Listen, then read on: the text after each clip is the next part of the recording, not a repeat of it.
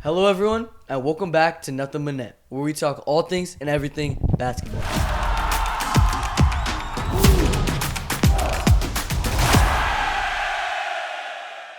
I'm Ritham. I'm Koll. And I'm Khaya. And today, we have a very special guest with us here today, Kevin John. Would you like to introduce yourself? Well, you did a great job of introducing me right there, Rhythm. So I don't even know if I need to introduce myself. But yes, I am entirely blessed and thrilled to be here with you young guys today to talk some hoops, talking basketball, hanging out. There's not much better things to do in life than that. Thank you guys for having me on the show. And No problem. I look forward to talking some ball with y'all. Yeah, we love that. We know you have a big career in broadcasting and other sports things. Can you tell us more about that? What you do, how you came up, things like that? Absolutely. So I started off, actually, funny enough, before I got into broadcasting, I used to work in entertainment. So I did acting, producing, writing, modeling. Totally joking. Did not model a day in my life. But yeah, I did a lot of things in entertainment. And then after working as a starving artist in entertainment for 10 years or 12 years, however long it was, I started working for this online network. And I shouldn't say working because I was more volunteering because it was free. Yeah. So it was this online network in Los Angeles, AfterBuzz TV, that I was hosting programming for. Yeah. They opened up an entertainment division. So I was doing entertainment hosting for them. Hosting red carpet, they would send me to these events as an entertainment correspondent. So this was red carpet events, movie premieres, any kind of big Hollywood event. So I enjoyed it. Love talking entertainment. So they opened up a sports show there. They were looking for a host for the sports show. They were like, Kevin, you know a thing or two about sports. You want to host this new show? I said, why not? Let's do it. So I started hosting a show there for about a year. Okay. Then I put a reel together, compiled a reel, sent it out to 600 stations across the nation. Heard back from 4 stations out of all the stations. 4 stations: Omaha, Nebraska, Victoria, Texas, Little Rock, Arkansas, and Kearney, Nebraska. Only 4 stations I heard back from. Yeah. Ended up getting my first job in Little Rock, Arkansas, working as a sports anchor there. I also had a stint in Hattiesburg, Meridian, Mississippi. Yeah. Then I went to Tyler, Texas. I was at a station in Tyler, Texas for about 2.5 years. And then I got the job in Sacramento. And that's where I currently work as a sportscaster for ABC 10 here in the capital city. Wow. That's a crazy story. So you started off in LA and moved to the middle of nowhere to get your start off. That's a great story. Yeah. The thing is starting off in these careers sometimes, especially with broadcast journalism, you kind of have to go where the job is at. Right. Absolutely, yeah. And yes, in a perfect world, you can start off in the city that you live in. If I could have started off in L.A. where I was living at the time, that would have been amazing. L.A. is the number 2 market in the world as far as size, DMA. New York is number 1, obviously. So it's very rare. I'm not going to say it's impossible, but I would say it's more improbable to start off in a top market. So you kind of have to move around, go to places in the middle of nowhere, you said. And build yourself up. Yeah, I like that. I can speak for all of us when I say we love what you do and we love how you do it. Could you give us any tips, or in the audience any tips who wants to start doing this on podcasting and being a broadcaster and just being so entertaining? That's a really good question. First tip that I would say is be yourself. Absolutely. Right. Absolutely, 100% unequivocally and unapologetically be yourself. Uh-huh. Because if you're trying to be somebody you're not, or you're trying to hold back or do too much, the one thing about the camera lens does not lie. And it shows who you are, your full authenticity, how genuine you are. The camera lens does not lie. So my first bit of advice I would say is be yourself. Be your true, genuine, authentic self. Okay. Because nobody can be you better than yourself. So with that, in being yourself, the second thing that I would say, trust your dopeness. All right? What does that mean? We have all been instilled, or we have all, inherently, we all have gifts that we were born with, traits that we were born with. Yeah. I say we all have dopeness. We're all dope at something, right? So I say trust and be courageous in your dopeness. Whatever it is that you do that's better than anybody else. Maybe you're great at, putting words together or having an opinion on a certain thing. Or maybe you're great at, maybe your personality is your calling card or whatnot. Whatever it is, that you're great at or excel at. Trust that and do that to the best of your ability every time. The third thing I would say is do not listen to haters. Okay? Yeah. You can listen to mentors. Listen to people you trust. Do not listen to haters. One thing about this business, everybody is going to have an opinion about what you do and how you do it. Yeah. And half the people that are commenting and talking are probably somewhere in their mom's basement eating a frozen pizza anyway. Yeah. So, don't allow haters, naysayers, critics, don't allow any of that stuff to take away from what you guys do so well. Mm-hmm. So do not listen to the haters. Do not listen to anybody that's out there other than people you trust, people you look up to, mentors and stuff like that, because the higher you go, the more people are going to talk about you. Absolutely. And form an opinion. So do not, do not fall victim to that. Okay. Now, that was the third thing. And then the fourth thing that I would say is just continue learning. Yeah. There's always so much more to learn. My favorite quote of all time is by the late, great John Wooden. He was the legendary UCLA basketball coach. Mm-hmm. And he says, it's what you learn after you know it all that counts. So what does that mean? You never know it all. Continue being a sponge. Continue learning new things like you guys are doing. I always say, if you do one thing every day to take a step towards your goal, doesn't have to be something astronomical, one thing every day to take a step towards your goal, you're doing the right thing. And the fifth thing and the final thing that I would say is be kind. Yeah. Be kind. Be of service. It's funny. This business is small. Everyone knows everyone. If you're a jerk to somebody or you treat someone wrong, that spreads like wildfire. So be kind to everyone. Be of service to everyone. And, always think, what can I do to help this person out? Not what can they do to help me out. Always go into every situation is how can I be of service? How can I help? Rick Warren, great pastor. One of his quotes that he said that I love, greatness is not determined by how many people serve you, but by how many people you serve. Wow, I like that. And always think about that whenever you're doing. So those are my 5 traits. 1, the first thing that I said, be yourself. 2, trust your dopeness. 3, don't listen to any haters. 4, always learn and be willing to learn. And 5, always be kind and of service. Thank you so much. That seems like great advice. I think we'll all take that into perspective. So you think we're ready to start this episode? Yeah, and I was just about to say, just to segue into this, Khaya always says to be the best, you got to be with the best. So we're here with the best.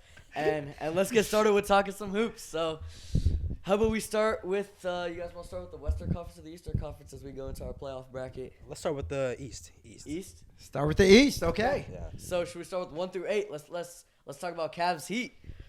You have anything to say? Well, first thing I'll say this. If there's anything that conventional wisdom has taught us about the Miami Heat, that is the one team, whether they're an 8th seed, whether they're a play-in team, what have you, you can never count out. Exactly. Yes. Literally, Wow. Never count out.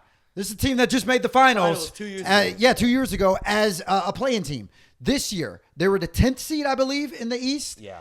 And First ever. Yeah, first ever 10th seed to make it out of the East to the playoff.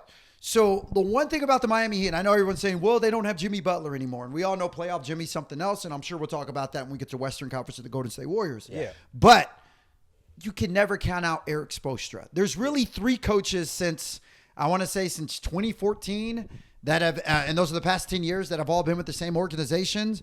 You have Greg Popovich, Steve Kerr, and Eric Spoelstra. Yeah. 3 incredible coaches have done incredible things with their program. So getting back to that, why it's easy to look at this on paper and say, oh, Cleveland is, way better than they, and we saw that yesterday. You can still never count out the Miami Heat. Yeah, you really can't. Yeah. Hey, shout out. I feel like everyone here knows I'm a Cleveland fan. I love Cleveland. I've been watching them for some time. My favorite player is Darius Garland, and I feel like they had a great night last night. I feel like they proved that they can really make an impact in the playoffs. A bunch of their players had good games. I think 3 of the players had 20-plus games, and they just controlled the floor very well last night. Yeah, I was just about to say, I'll get into Cleveland in a little bit, but just talking about Miami, like a consistent thing that I've seen with Miami, even in the Jimmy Butler era when he was there, is the role players always step up for Miami. Because we saw in their finals run, Caleb Martin and Gabe Vincent and Max Strus, they're all playing out of their minds. Right. They're not on the team anymore. But we saw even in the play-in game, like, I always have love for Davion Mitchell. I always have love for my boy there. But he stepped up big time in overtime, not just on the offensive end, but on his hustle with that big rebound against Trae Young, against his own shot to get the ball back and get the and one. So I feel like I still have the Cavs winning, but like you said, you can never count out Miami due to the fact that everybody steps up, and I feel like that's a testament to the coaching, like you said, with Eric Spoelstra, getting everyone involved, holding everyone accountable, and that's just the great thing about Heat culture. So yeah. And I like what you said too. You mentioned Gabe Vincent, obviously undrafted guard. He went to St. Mary's High School in Stockton. Shout out to the 209. Oh, really? But Gabe, that year that they went, you mentioned all those players. Caleb, Max Strus, all of these guys that they had, they're role players. How many of them were undrafted? Think about the amount of players that they had on that team that were undrafted. Yeah. And they were an AFC that year, and they still stood up. Now, granted, when they got into the finals, it was obvious that they lost in 5 games. Yeah, they lost in 5 games. It was obvious they were overmatched. But the fact that you get all of this out of your role players and out of undrafted players to play at an elite level, night in and night out, and remember some of the teams they took down in order to get there. And, I think it's just one of those things. They took down Boston. Mm-hmm. Very good. I mean, obviously defending Eastern Conference champs, which I guess we'll talk about next since they're the 2nd seed, or 2 seed. But you just look at what Miami is the team. They don't fear anything. Yeah, they don't care. They will walk into any gym. Thank you. Heat culture. They'll walk into any gym, any hostile environment. They don't care. We've all heard the same David against Goliath, right? Yeah, Goliath. That's pretty much the Miami Heat. Miami, they are David. They do not care. They will go into battle. They don't care how big you are. Cleveland, an incredible team this year. Had the second best record in the whole league behind OKC, if I'm not mistaken. And just they do so many things well. You have, like you said, Donovan Mitchell, an incredible player. Darius Garland, your favorite player, an elite rim protector, and Evan Mobley, and Jared Allen. Thank you. Who was Jared Allen, who was an all-star? What was it, just 2 years ago or 3 years ago? 2022. Yep. 2022. Thank you. So and I loved Jared Allen back when he was with the Brooklyn Nets. I was hoping that the Kings would acquire and get Jared Allen, but you look at their front court, their back court. They can kill you from so many different angles. There's a reason they were the top seed, the Goliath, but. I'm going to still say the Miami Heat, you could never count them out. Yeah. I mean, for me, like, a real testament is not, for the Cleveland Cavaliers, is not just the fact that they went on multiple double-digit win streaks throughout the season, not the fact that they started 17-0, not the fact that they have virtually no weaknesses in their starting lineup and they have the depth to compete, but also when you look at the interviews that coaches said after playing Cleveland, if you look at specifically the J.J. Redick interview, players after playing Cleveland, they always say like, damn, these guys are good. Like, I don't know how anyone's gonna beat them. Like, I've never seen a team where, I've never seen a team where people come out of the game and say in their post-game interviews how fearful it was to play them because they're so good. So for me, it's just like I don't see a 1-8 upset happening in this series. I love me some Miami Heat basketball. I love me some Miami Heat deep playoff runs, but I think Cavs in like 5 for me, honestly. Yeah, Cavs 5 or 6, because I just feel like Cleveland is kind of like they're just too good for Miami to overcome them, because Miami is I would say even without Jimmy Butler, they're still like a threat in a way. Where they can still challenge higher seeds, because you can have Tyler Hero or Andrew Wiggins or some of the role player guys that we mentioned. Hero's been balling too. Yeah, he's been doing really good this series and also in the play-in game. But I just don't think that Miami has enough firepower to beat Cleveland in the 7-game series. So yeah, because when you look at Cleveland from top to bottom, going into they have 4 all-star caliber players. They have an all-star caliber backcourt, Darius Garland, Donovan Mitchell, and they have an all-star caliber frontcourt, elite defensively with my DPOY pick in Evan Mobley. And then their only real weakness going into the season, which wasn't even a weakness as we saw in the first half of the year, was that small forward position. They acquired DeAndre Hunter at the deadline to completely fix that, bring in a 3-and-D wing player, and he fits seamlessly with their team. You look at the bench, they have, Khaya's 6th man of the year, one of his favorite player picked, Ty Jerome in there. Yeah. They have so many guys from top to bottom, and it's just like, not even talking about Miami, it's just like, how far can they go, this Cavs team? And also, new coach of the year, Kenny Atkinson, with his system was definitely like, let's get the ball not out of Donovan Mitchell's hands, but let's kind of distribute it more and get more players involved, so it's not Donovan Mitchell playing hero ball every possession. And it is worked to a T. That's why Kenny Atkinson, he's my coach of the year pick also. So yeah, I'm super high on this Cavs team. Not just to be Miami, but I'm excited to see how far they can go in the playoffs this year. So. It'd be nice, and I like to say too, the team that you're wearing, the Sacramento Kings defeated the Cleveland Cavaliers twice this season. So and at Golden One Center, that was just 2 weeks ago or 3 weeks ago, whenever it was. Mm-hmm. Yeah. So anyway, that was random. I just saw the sweater on. Had to represent. But I agree with you guys. Like, I don't see as much as I revere and respect Spoelstra, Miami, the Heat culture. I just don't see them getting past Cleveland in this series. I just really don't. And I know that Miami has shocked so many teams in the last several years in the postseason. So it's really hard to count Miami out of a series just because of what they bring and what they're capable of doing. I almost feel like it's blasphemous to say that they don't have an opportunity to win this series against Cleveland. But I don't see it. I mean, I'll give them the benefit of the doubt and say they'll take it to at least 6 games. But I mean, Cleveland is just too much firepower. I don't know. It's something crazy could happen. I just don't see it. Yeah. I see where you're coming from because the Heat just keeps doing it over and over and over again, and it's just like it's hard to beat. It's hard to know when they're not gonna clinch up. Yeah. And like you said, like something crazy could happen. That feels like the motto for Miami Heat basketball in the playoffs, like the past 4 years. Like I love me some Miami Heat playoff runs, but yeah, it's just I think the Cavs I got the Cavs taking this one. Maybe if they still had Jimmy, I would say okay, maybe they can do some upsets, but it's just like you said with the Heat. I mean, there's while they do have some good players, there's no one on that team I look at right now who has that killer instinct down by down by 2 with 10 seconds left. Like who is that? And I love Hero, and this is not any kind of jab at Hero or whatnot, but I just don't see it. I don't. Yeah,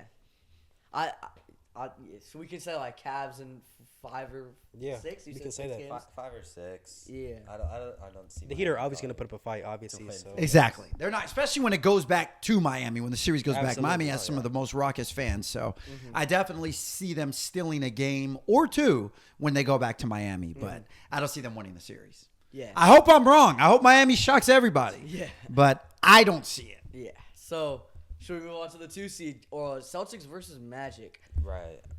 For me. Oh, sorry, but I just have to say this thing real quick. Like, Jason Tatum, I love me some Jason Tatum. He did not play the best game in Game 1. He was honestly horrible. But Derrick White stepped up. Role players stepped up. And it's just like their star players didn't play their best game, and they still won. Like who is beating this Celtics team? They have the experience. They have the coaching. They have the star power. They have the depth. Just like talking about Cleveland also, it's not just the first round series. It's just a matter of like who is beating this Celtics team in a 7-game series. When I look at them on paper and when I watch them play, it's just like they're so dominant. That's just my thoughts on the Celtics. Right. That's the word I was looking for. Just dominance. Boston, I don't think they can be stopped.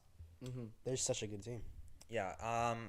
What I was gonna say is that in the first half of the Magic and Celtics game, the Magic were up by, I don't know, like 1 or 2 points, but it was very kind of low scoring. And then, but the Celtics, like Ritham said, their star players weren't really doing anything. It was really just Derrick White and Peyton Pritchard, and they were able to win the game by like 20 points.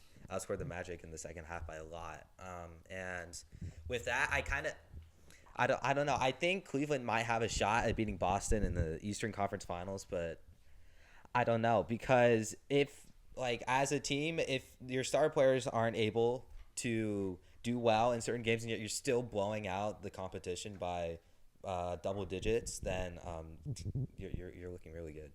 Yeah, we saw that from OKC, which we'll get to in a second. Yeah. But you know, one thing that's interesting that you mentioned is just the depth of Boston. Right. Jason Tatum and Jaylen Brown, I believe, combined for 32 points or something like that. I think one had 17, one had 16, respectively. Yeah. Now, granted, Tatum did get injured and he went out. He did come back. Right. But Derrick White had 30 points. And Peyton, I know you talked about your sixth man of the year. Peyton Pritchard is my sixth man of the year this year. He's just been an incredible force off the bench for Boston this year. But he's someone who's incredibly well. But also, you got to understand, if you take someone like Jaylen Brown, he's somebody that even if he doesn't give you enough, a lot offensively, defensively, he's a heck of a player. There's a reason that dude is a defending series MVP. He's someone that can get it done on both sides of the court. Really is a versatile forward as well. And shout out former Cal Bear as well. But when you have people like that who can impact the game without just having to put up 30 points or 36 points or whatnot, they can impact it defensively. They can impact it maybe offensively, getting other people involved. They don't have to score 30 a night in order to get their team to be good.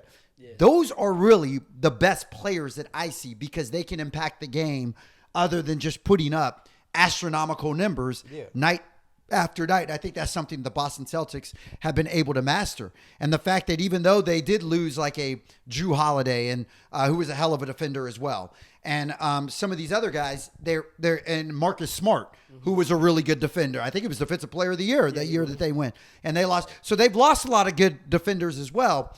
But they still re-up. They still have, you know, like I said, Jaylen Brown is, I personally feel, one of the best two-ways as far as defense offensively throughout this league. So while Paolo Banchero did a heck of a job, I think he had 36 or something like that in that game. Yeah, he's going to show up, but they're going to need a lot more than Paolo Banchero to show up. You know, if they want any chance in this series, Boston is just too loaded. Yeah, and you were talking about the Celtics defense also. I feel like the Celtics defense is elite, but also that has to go to how bad the Orlando Magic offense is. They desperately need a three-point shooter, and I think that they hope that would come in with Kentavious Caldwell-Pope, but he has not been what they expected for him, signing him in free agency. So I think, if the Orlando Magic can definitely need to add just a real alpha scoring guard, preferably next to Jalen Suggs when he comes back. Which he is out also. So it's also the Orlando Magic offense was definitely down last game. So it's funny. Klay Thompson was one of the people who, before he obviously went to Dallas last summer, who was rumored to go to the Magic because they wanted a sharpshooter guard there. What was that? Could have used him. Yeah, clearly right now, as you can see. Also, now that they're in Trae Young rumors also now, so we'll see what that happens, but we could say like Celtics in what? Celtics 4 or 5. Honestly, I'd say 5. I think Celtics. You think they can steal a game? Yeah. I think Orlando will steal one on their home court. But Celtics in 5. Yeah, Celtics because they have a talent. They have the habit. Of like playing down to their competition, kind of instead of just full out dominating. So that's why I can see them. Yeah, we saw that last year. Yeah. Let's go to 3-6, which is the game that is actually playing right now. Game 2, Knicks Pistons.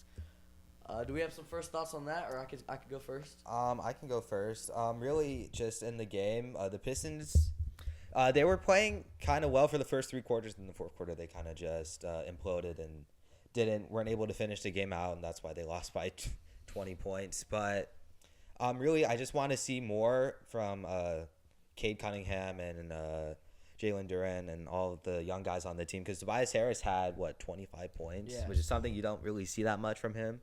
And Tim Hardaway had 19, something like that. So you want the old guys kind of showed up, but then the young guys they weren't really ready yet. So I want to see more from them tonight, and also further on in the series if the Pistons have a chance to win, which they might be able to. Yeah. You were talking about old versus new.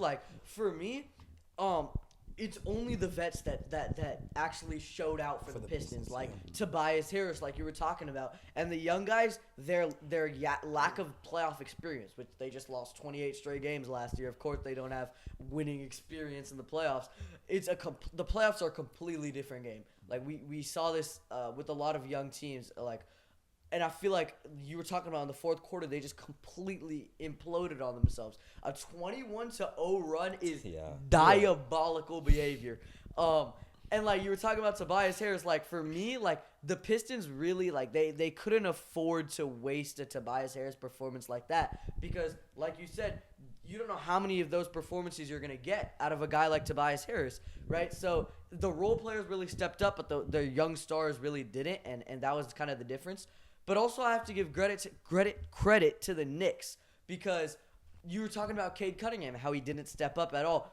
It's not just because Cade Cunningham didn't perform on the offensive end. OG Anunoby played great defense on Cade Cunningham throughout the entire game, even when the Pistons were up. And then you talk about like campaign, shout out campaign, the campaign game, right? That 21-0 run, campaign was in the entire time when a guy like Mikal Bridges, who wasn't performing his best, and Tom Thibodeau, Mikal Bridges is one of his guys. Like he plays all 82 games.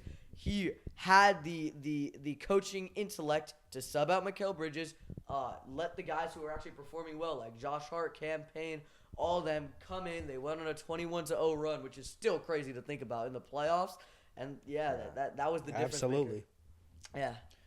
Like you said, it was diabolical. Anytime you let a team go on a 21-0 run, that's the definition of diabolical, especially in the playoffs. That should not happen. But the thing I'm going to say, you guys were talking about new versus or young in regard to the Detroit Pistons is the one thing you have to realize when it comes to the playoffs, experience is always going to win. Yeah. I personally think. We saw this last year. OKC was the first seed, right? The top seed, number one seed, like they are this year. They're one of the youngest teams in the league. I know we'll get to them in a second, but I just feel that sometimes experience is something that's going to take you that much more further in the playoffs. And when you look at that 21-0 run in the second half that they had, while Detroit has had and Detroit has had one of the best turnarounds, I think, when you just look at overall. Yeah. Was it last year or the year before where they were dead booty last, like in the East? Their record was diabolical. 14 wins last season. Yeah. That's egregious. Yeah. And just their turnaround to be where they're at right now, which is why I believe their head coach is also up for Coach of the Year, if I'm not mistaken. Yeah. So when you look at that, Detroit, and I always hate to say this because I think when any team is in the playoffs, they're looking to win and go on. But I look at this Detroit team as like, they're just happy to be here. They've already won. Yeah, they are happy to be here, especially given what they've been through over the last 14 months or 16 months with that organization. Yeah. They're excited to be here. I'm not expecting them to upset New York. New York made a deep run last year. We've seen everything that New York has to offer, and you have a guy like Jalen Brunson who arguably can be an MVP candidate any given year just because of what he brings. You go out and you acquire Cat, who is probably the best shooting big man in the league right now. And then you go out and look at all of their other pieces. You talked about the defensive job OG Anunoby did. Josh Hart, we know what he can do on both sides of the court. And you just look at the depth of this particular team. Yeah. I love Detroit, and I think Detroit, personally, I feel Detroit may be the best story in the league this year because of what they came from to where they are now. Yeah. But they're happy to be there. They're like, look, we made it. This is our finals right here. We made it.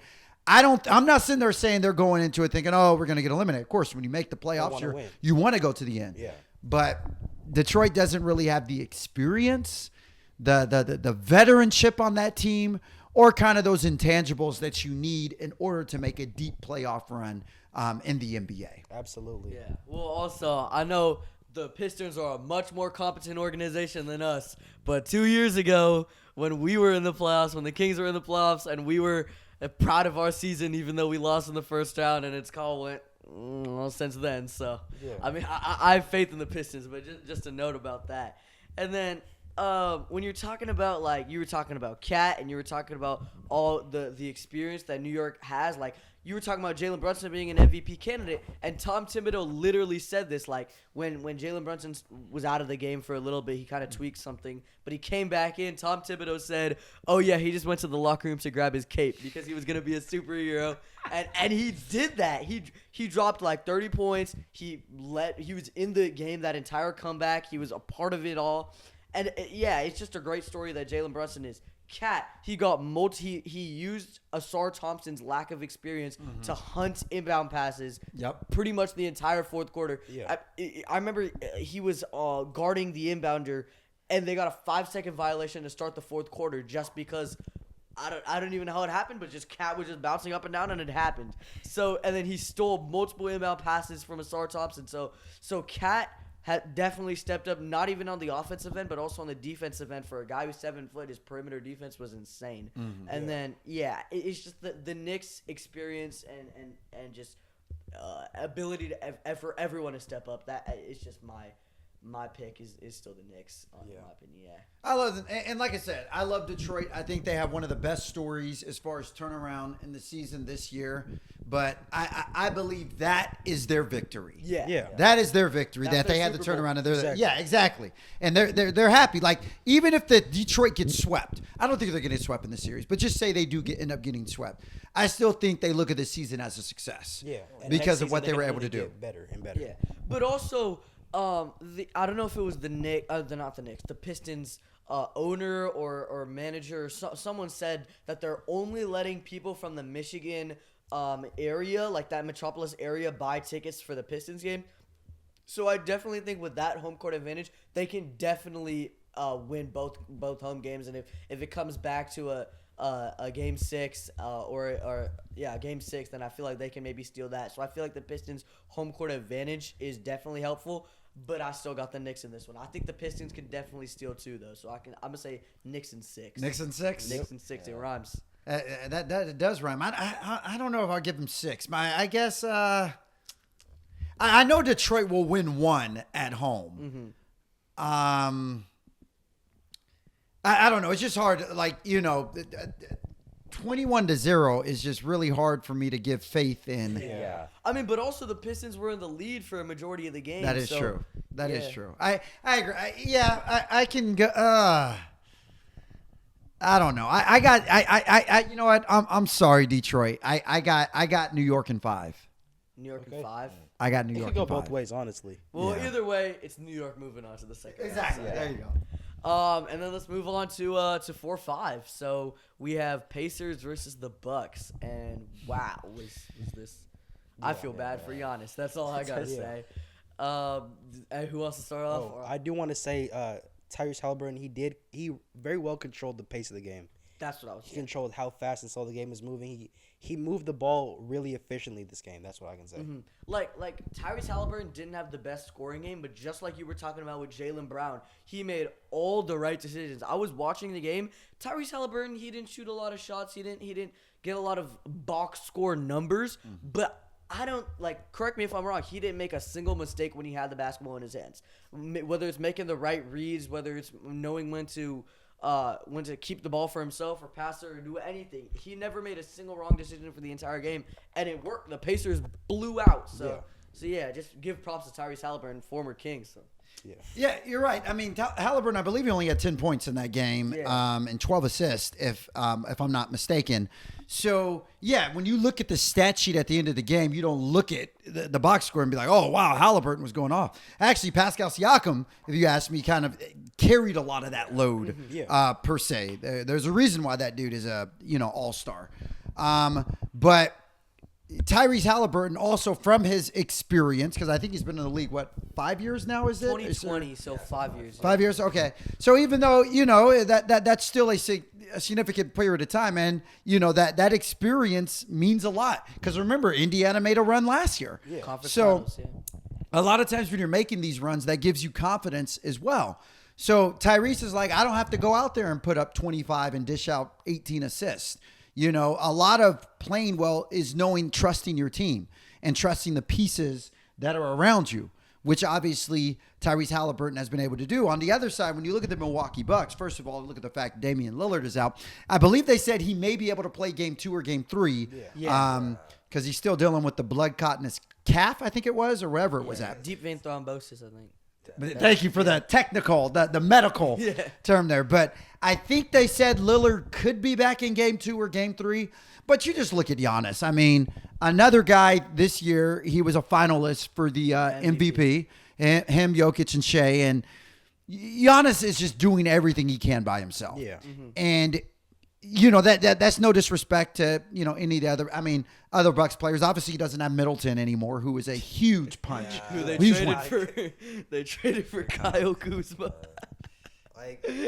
Anyone would be better than Kyle Kuzma. Didn't he have 0 point? Didn't Kyle have 0 points? He didn't record a single stat. Kyle Kuzma played 22 minutes while I was laying on my bed, and we had the same Same amount of amount. points in the Pacers-Bucks game. That is diabolical right there. But for Kyle, and Kyle's a great player. He just that was just bad, all the way around. But the thing with Giannis is this is someone. Even I think it was last year when they were they got the first round exit because they were, or was it the year before when they were the 1 seed? When they were the 1 seed? Yeah, was that the year Miami that took was them? 2023, When Miami took them out. And then last year, of course, they didn't have the run that they wanted. So really kind of since they won the championship back in 2021, it's kind of been a slow decline. Yeah. And you still look at the talent on this team. Anytime you have Giannis on your team, you're going to be competitive. Right. Obviously, there were some issues this year. There's a reason that their head coach was no longer their head. Well, first of all, they got rid of Budenholzer. What was that, the year before last, if I'm not It mistaken? was after 2023. After 2023, they got rid of Budenholzer, who's also without a coach. They got AJ Griffin, right? Adrian And Griffin. They fired him And then after they- they won yeah. the in-season tournament for Doc Rivers, and Doc Rivers isn't really. And I would say he's a bad head coach, but he's not the greatest. I'll say this about Doc. I've interviewed him before, one of the nicest guys ever, but I personally feel he's maybe the most overrated coach in the history of the NBA. And I mean that with love toward him because I think he's a great person, great guy. He's a player's coach. But the bottom line is outside of a 2008 championship he won with a loaded Boston Celtics team. He's blown the most 3-1 leads in a series. Yeah. He did it with the Clippers. The thing is with Doc, I love Doc, but I just as soon as Milwaukee acquired him, I'm like, they're not serious about going to the finals. They're not serious about that. And I say that with love, but really when you look at this series, getting back to it, the Pacers, as great a team Milwaukee is, and maybe if Damian comes back and he's fully healthy in game 3, game 4, maybe this is a different series, and maybe there's a way Milwaukee makes this competitive. Absolutely. I do think without Dame, the Pacers are just the more well-rounded, better team. I believe they're better coached. Yeah. So I think this series can go 7 games, depending on Lillard, his availability when he comes back and whatnot. But like I said, as long as the Greek Freak is on the court, I always think you have a chance. Yeah. 2 things to say real quick. So you were talking about Damian Lillard coming back. I don't know if this is like a real thing, but when they got into that brawl and that fight in the game where Damian Lillard and Tyrese Halliburton were talking trash, Pascal Siakam was like, I just sent him home already. Why are you talking? You're down and all that stuff. Dame seemed genuinely mad. I don't know if this is a sign that he's going to come back and go demon time. He's going to go crazy and all that stuff. But I feel like an angry Damian Lillard or an angry Bucks team in general with how dominant we know just the tandem of Giannis and Dame can be as individual players.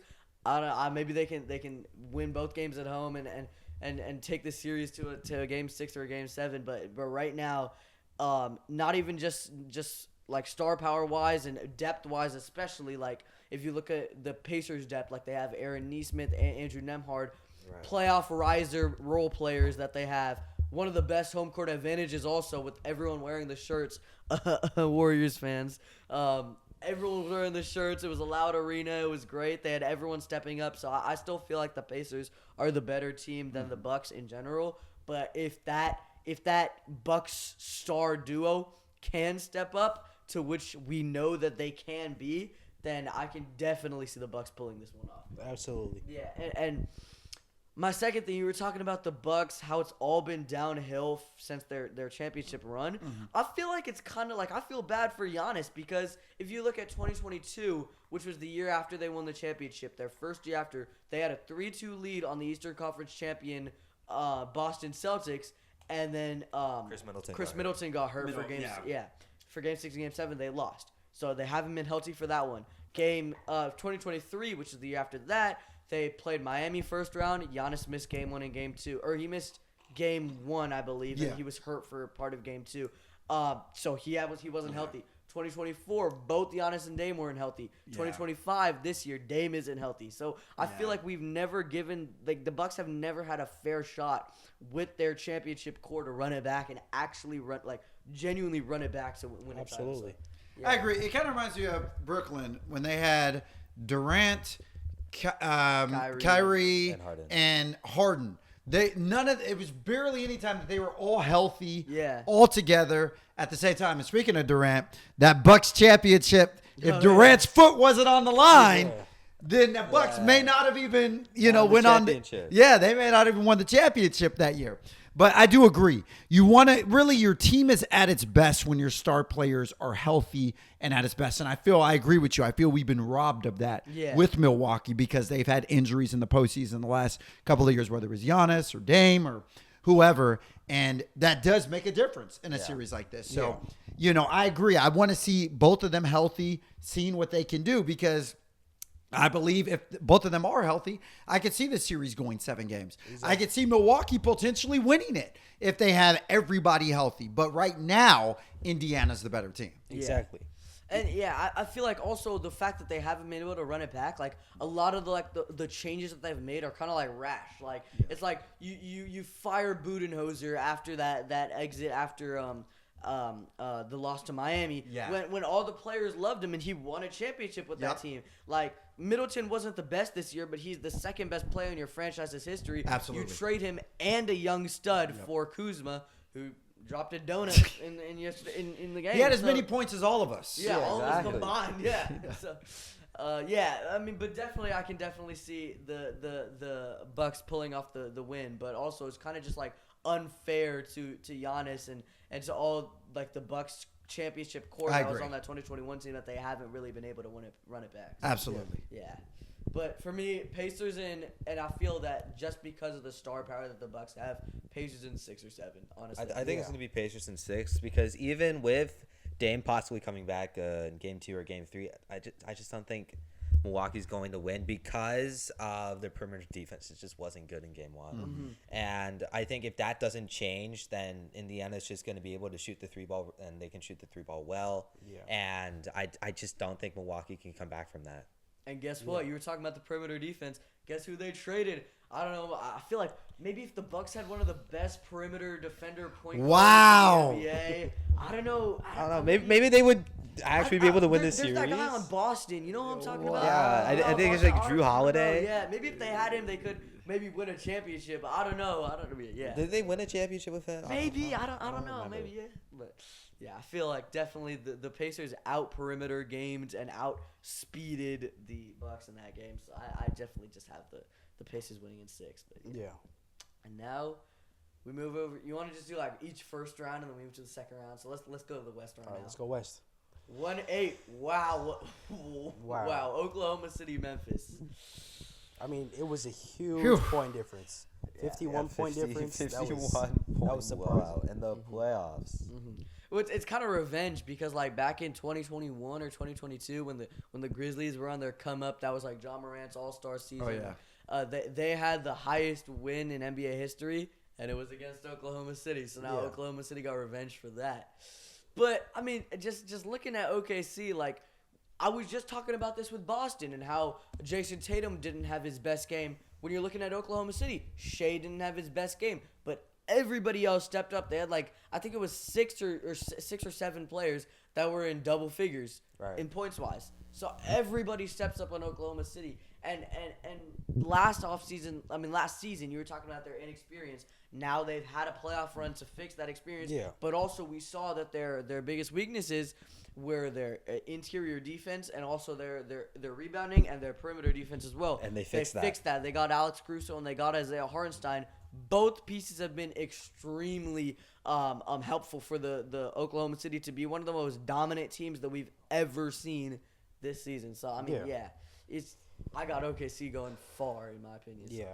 I think they're gonna win the championship, but Wow. Spoiler. Wow. Dang, you just went straight to the end there. Spoiler alert. You know, when you're watching that game, first of all the Sacramento Kings fans out there, remember, that would have been the Kings facing OKC in that 51-point blowout. Yeah. So maybe it was a blessing in disguise that the Kings didn't make it there because they would have been humiliated on national. And granted, all the matchup the Kings have had with OKC this year really have not been pretty. I think there was a couple of 20-point wins that OKC had against the Kings this year. Don't quote me on that. But, you know, this is just – we talked about David versus Goliath earlier. This is the definition of David versus Goliath. I mean, my God, this was just – you know, it's almost like they say, like, don't beat a dead horse, right? OKC was beating the dead horse. It was already dead, and OKC was like, nope, we're not – you know, not done yet. You're not done yet. You could be more dead than already dead. So we're going to continue making you more dead. This was absolute annihilate. This was the definition of a mollywop. Yeah. And the thing is like, yes, 51 points. We already know the fifth largest win margin in playoff history, the largest margin in the history of a game one in the NBA playoffs. But I think OKC is out to prove to everyone this year who keeps saying, "Oh, well, they're still young, they're inexperienced." I think they're really on this revenge tour this year because of what happened last year, and everybody just kind of counting them out. Yeah. You know, because of their youth, because of the fact that this team hasn't truly been tested in the postseason. And you know, shout out to Memphis. Like, I mean, they tried. But it was awful. I mean, I think we're gonna have a sweep, and going back to Memphis, I agree that like I think that because Memphis is a hostile place. I've been there several times to their arena, FedEx Forum, I believe it's called, unless it's something new now. But it's a great place. You're gonna have home court advantage there. But this OKC team this year is just lethal. And I'm not just talking offensively. They put up 130 or 20. I forgot how many points they put up in the 51 blowout. But defensively, they are exceptional. Yeah. They have. Go ahead. Shea has the number 1 defensive rating this year. That's all I was about to say. Which is crazy. Their MVP point guard has the number 1 defensive rating. So. Defensively, they are so freaking good. Yeah. So this is about as a well-rounded team that you can have. And they also have the reigning NBA Coach of the Year as their head coach. So it's I think this is the year for OKC. I'm not, unlike you, I'm not saying they're going to win the whole thing, but they're going to be really, really good this postseason. And also, you can go. Oh, I feel like after seeing this first game, it does give me a lot of leverage to say that they will win the whole series. I feel like, unlike the Celtics last year or this year, we saw they like to play with their food. They like to play down to their competition, like Ritham said earlier. And I feel like OKC just consistently just wants it more. They want to win. They want to win. I feel like they're just gonna blow through this whole entire West Conference and win the whole thing. Yeah. I mean, we've constantly talked about, like, the importance. Like, you've talked about, like, they're going to steal a game at home. Like, Memphis, they have a great home court advantage. OKC probably has one of the best home court advantages I've seen. Just because of the fact that, I mean, I'll keep bringing this up. Everybody wears the shirts, right? And everybody wears the shirts. They have a roaring crowd because it's a small market team, right? It's not like a bunch of fake fans showing up. It's not like a bunch of celebrities showing up to the games. It's Oklahoma City, Oklahoma. Like, what are we talking about, right? They have a bunch of loyal fans. It's a loud atmosphere. It reminds me of Sacramento, honestly. So I feel like that home court advantage is going to be special to make a deep playoff run the Thunder. Just a note to say, yeah. Yeah, I mean, I think this is really, and it's unfair to see. We talk about Mike. It's unfair to say this about them because they were the top seed last year. They were. I believe this is their coming out year. Mm-hmm. Even though you can argue it was last year because they were the top seed, but I truly believe this is their coming out year to say, like, we're no fluke, all right? We are really good. Yeah. We may not be as experienced as some of these older teams in the West, like the Denver Nuggets, Golden State Warriors, Los Angeles Lakers, etc. We'll get through them. They may not have as much experience as all of those teams, or even the seasoned veterans as all of those teams. But I truly think this is their year to say we're here. Yeah. Like we're here. We're legitimate. You guys need to take us serious. Exactly. And I think last year with the top seed, no one really took them serious. You respect them because they earned the top seed, but no one takes them serious. I think this year, other teams are going to take them very serious and say, okay, we respect you, OKC. Yeah. For me, it's just like they've proven how dominant they've been this entire regular season, and the fact that from November to either February or March, I can't really remember the date that he came back, Chet Holmgren was out for a significant amount of time. Yeah, he missed a lot of time. Who's one of their top players. And it just goes to show how much guys that they have. Like, I was just talking about this with Boston and Cleveland as well. The fact that from top to bottom, they have so many guys. Like, if you look at when they clinched the 1 seed and they were kind of resting their guys, Jalen Williams, the other Jalen Williams, J. Will, which people call him the group glazer, but he's still nice. He came in and he was a walking triple-double. Yep. Just literally from not playing quality minutes the entire regular season to finally getting his opportunity, he just comes in and just steals the show. So it's just like there's so many guys to step up for any possible circumstance that they're thrown at, they can match it. So I feel like this is definitely the year for Oklahoma. They're City. Clearly playing like they want to win, and that's what's making them win. Mm-hmm. Hey, can I say I just love the chemistry of OKC? Me too. They have so much. You could tell they are well tight-knit, bonded team. If you ever watch their post-game interviews on the court, they're always having fun. They do it as a group.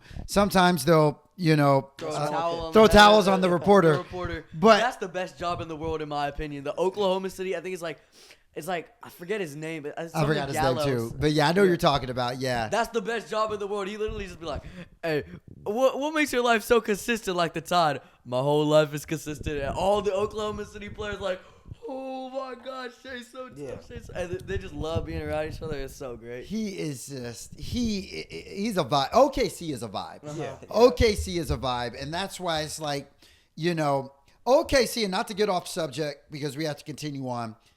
OKC, you mentioned this earlier, when their fans are going to come out because it's Oklahoma City. It's not like you have a bandwagon fan base like an LA market or something else. You have diehard fans. It's Oklahoma City. Yeah. I think Oklahoma City is what every small market team wants to be, the Sacramento Kings. OKC sets the bar on what a small market franchise should be like as far as acquiring talent, drafting good talent, and just what they've been able to build over there. I think is exemplary. Yeah. So, OKC is a vibe. I don't even think I said it, but I got OKC sweeping Memphis. I got. Yeah, I don't see how Memphis can win it. Yeah, but also I know we're talking about Memphis.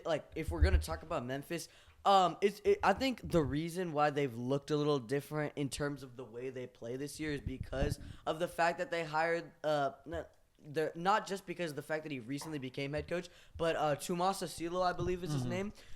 They hired him.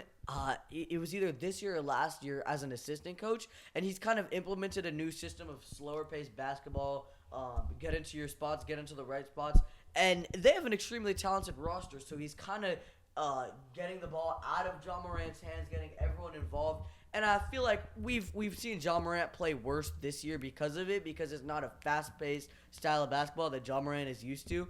But I feel like if this roster can continue to work with the new system that Tomasa Silo has in place, then I feel like, because he's a basketball genius from what I've seen from him and what I've heard media members talk about him, he's a genius.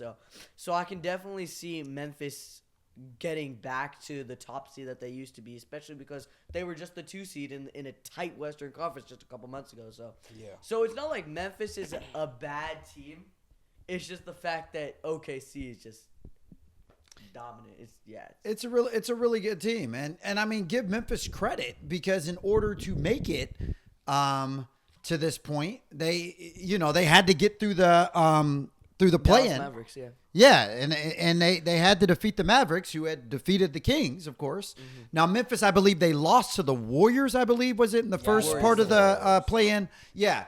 And even that was competitive at some point in time. But I do agree with you. Memphis was a team that was consistently in the top 3 or 4 in the West for the vast majority of the season. Yeah. Until recently. They fired Taylor Jenkins. What was that? 2 weeks ago or a week ago? 9 games before the season ended. 9 games. Yeah. You fire you fire your head coach, and then you got this. Now, granted, he had been with the team, so it wasn't like it was just some outsider that came in. Yeah. But I've never seen someone fired that late with the playoffs with the team that's in the playoff hunt. It's just it's random. But yes, I do agree that Memphis has a little bit of adversity to overcome, but they are a good team. They were consistently in the top 5, in the West throughout the season. They just, Yeah. Still OKC in 4. So yeah. Yeah, OKC in 4. Yeah. I agree. Moving on to 2 versus 7. This is where I feel that we could see the first upset predicted is Rockets versus Warriors. So, in my opinion, in Game 1, it was just like the Rockets were completely outmatched on the perimeter. And it's just the fact that when we're talking about Detroit, also the young guys didn't step up. We can see that with the Rockets also. Jalen Green, he deactivated from Instagram. He was like, "Hey, I'm not going on Instagram for the playoffs just to go 3 for 15 and 0 for 4 from 3." So that was something from Jalen Green. That was smart that he's not on social media. Yeah. But then, you look at the Rockets. I feel like for me, the only people that stepped up in that Game 1 were Steven Adams and Alperen Sengun.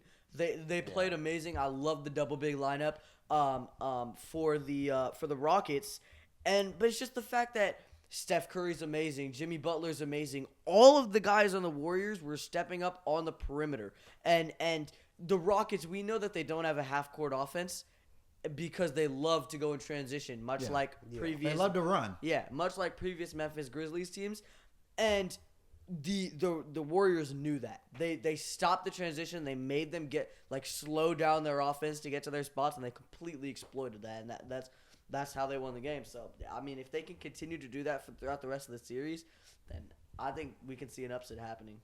Yeah.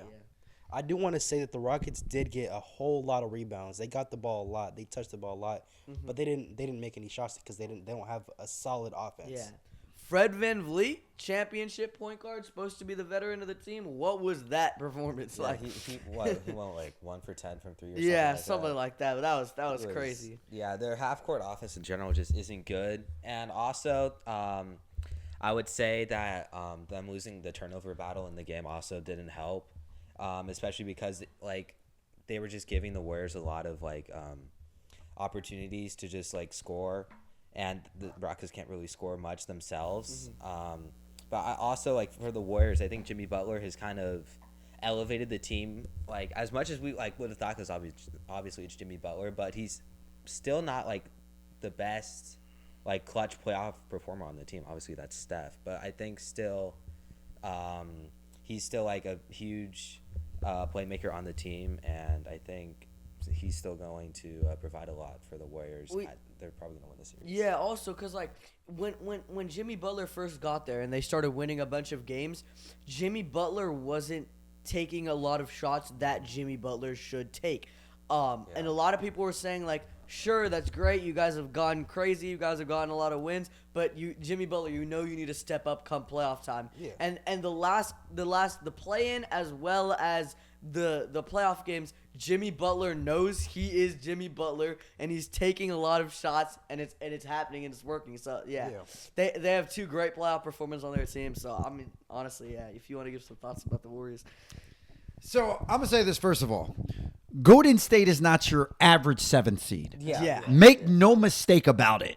This is a very good team that just happened to fall to because remember, toward the end of the regular season, from seeds, 3 through 8 or 4 through 8. Yeah. They were all identical or separated by half. I mean, it was one of the tightest races to the finish that I've seen in the last several years. So, unfortunately, Golden State just happened to fall in that tight race. Yeah.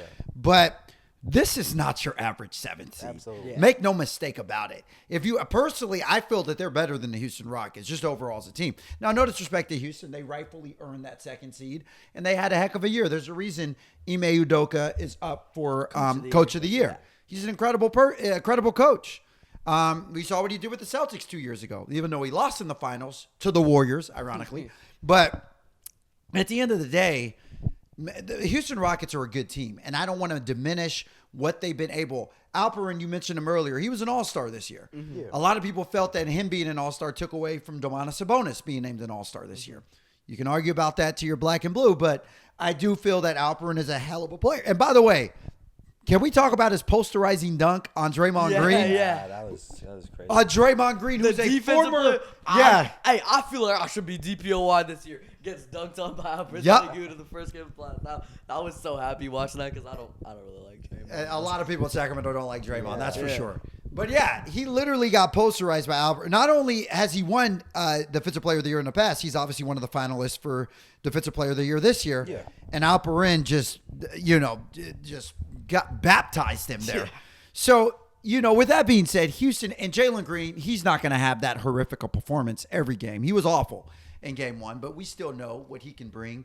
Right. Dylan Brooks needs to be more of a disruptor. That's he's kind of the, I guess, Draymond Green equivalent to a certain extent. Mm-hmm. That enforcer, he gives you that defensive intensity, grit. Sometimes he does step out of line and do things. We saw that with Memphis a lot, but I think he needs to step more into this role. But I think when we talk about Odinu, you guys were talking about it with the Detroit series, the Detroit Magic series. I think we're going to look at the kind of the same thing with this series. Yeah. You have the old heads. And when I say old heads, people who know championship basketball and have played, four rings for that Warriors team. Okay. And even though Jimmy Butler is yet to win a ring, he's been to the finals, twice since 2020. He has plenty of playoff experience. Yeah, exactly. So this is really one of those things where I think experience is going to, and I don't want to disrespect a 2 seed because a 2 seed should be taken serious and revered. But in this particular battle with Houston matching up against Golden State, I almost feel like Golden State is the 2 seed and Houston is the 7th seed. Mm-hmm. If we're really being honest, as far as matchup talent, and all that other stuff, coaching. Granted, Ime is good. I'd still take Steve Kerr over him, but I just feel that Golden State is really they're basically they're the 2 seed disguised as a 7th seed in this because that's what they are, and they just have we could sit here and talk about Golden State and what they have. We know what they're about. We know that their mindset. Yeah. We know the intensity they bring on both sides of the court. You talked about Steph being the closer, Jimmy Butler. There's a reason they call him Playoff Jimmy. I think in quite a few games when he first came out to the Warriors, he was scoring like 7 points in a game, 8 points. Like he really wasn't doing anything offensively. He was kind of just sitting back. That's always Jimmy in the regular season recently. So. Exactly. And then what do you see in the play-in game? He had 36 or 30 or whatever it was. Don't quote me, but he flips a switch. 25 last night. Yeah, he dropped 40, 25. Steph had 31. Minutes as well. Steph and Jimmy together, they combined for 57 or 6 or I don't know. 57, I think. Yeah, 57. That was over half of the points because I think Golden State had 95 in that game. Yeah, it was very low scoring. It was low scoring, which I like. That's playoff intensity and defensive intensity. But the two of them together as closers, I got Golden State winning this one in 5, maybe 6 if Houston gets one. But I don't see Houston, and I feel bad disrespecting a 2nd seed or number 2 seed like that, but. I just don't see Houston winning. I'm getting like deja vu. A young, explosive, fast-paced offensive team who's the higher seed facing a lower seed Golden State Warrior team in the first round. What does this remind me of? I'm not really sure. Maybe wow. Like that, but, wow, yeah, 2 years ago. But at least the Kings took it to 7. Yeah. Games. And each game within that series, for the most part, was very competitive. Yeah. Except for when Steph dropped 50, but I mean that's just Steph Curry. Game 7 was not as competitive. And Game 3 was bad. Yeah. Game 3 was bad. Game 7 was bad, but that was a really incredible series. But you're right. They're a high, fast-paced offense, and Golden State held Houston to what, 85? Yeah. Yep, 85, 95. Yesterday. So that's just a seasoned team that knows what they're doing, and we saw that with the Kings being the 3rd seed that year, and Golden State was the 6th seed. Kings had home court advantage, but you had the older seasoned team that came in there. They knew how to slow things down and take care of business. Yeah, and it's just like when you talk about like they knew what to do, that you have to give a testament to that to coaching, because even when like Steve Kerr, when the Rockets pulled out their double big lineup of Steven Adams and Alperen Sengun, Steve Kerr immediately said, "Hey, Kevon Looney, hey, Quentin Post, get in the game." Yep. And they've never played double big minutes together. Exactly. Pretty much this entire regular season. Exactly. They came in there for game 1 of the playoffs and immediately neutralized the double big lineups of Houston, which allowed them to open up their half court offense, their perimeter game, which we know that they're not good at. So the Golden State Warriors were able to take advantage, and it's just like they know what they're doing more than the Rockets know what they're doing. They know what to match everything that the Rockets throw at them. Yep. So it's just for me, I got Warriors, and the Rockets are still a very good team. They were the 2nd seed, so I still have to say, like, I'm not disrespecting them. Yeah. So I might say Warriors in 5 or 6, because I think the Rockets can. I mean, the Warriors took one at home, which is big. Yeah. So maybe because of that, Warriors in 5 or something like that. But I feel like this series really opens my eyes to the fact that the playoffs is different from the regular season. It's way different. Yeah, It's absolutely. a different game, yeah. It's a thing where it's like the Golden State Warriors have so much experience. They have so much motive behind their winning the playoff series than the Rockets do. They've made it to the playoffs. They've completely changed their output and their outcome and their game completely, and they've made such a big change that it's already a win for them. yeah. To be playing against this great team and be doing, I guess, all right, but Can I just say, it's also really funny about how, like, the Rockets are missing the playoffs for 5 years after losing to the Warriors every single year in the Harden era. And the minute they come back, they're right back at it. Steph Curry with that belt ready to give BTA yet again. It's just like the moment they come back, it's Steph Curry back at it again. So that's just funny to me. But They can't escape Steph's can't greatness. escape him, yeah. You know. They can't escape him. but yeah, so should we say what, Warriors and Warriors, I think Warriors in in 5. I really want to give Houston some Me too. respect. I do. Because I just feel bad just saying Warriors in 5. Yeah. You know what? I'm gonna give Ime Udoka some credit. I think he's gonna make hell of some adjustments. I say that they steal game 2, which is I think Wednesday night. Yeah. And I say that they steal another one. Maybe because it's 2-2. I say they steal game 2 and they steal game 5. Yeah. Because I think game 5 will be back in Houston, if I'm not Houston, mistaken. yeah.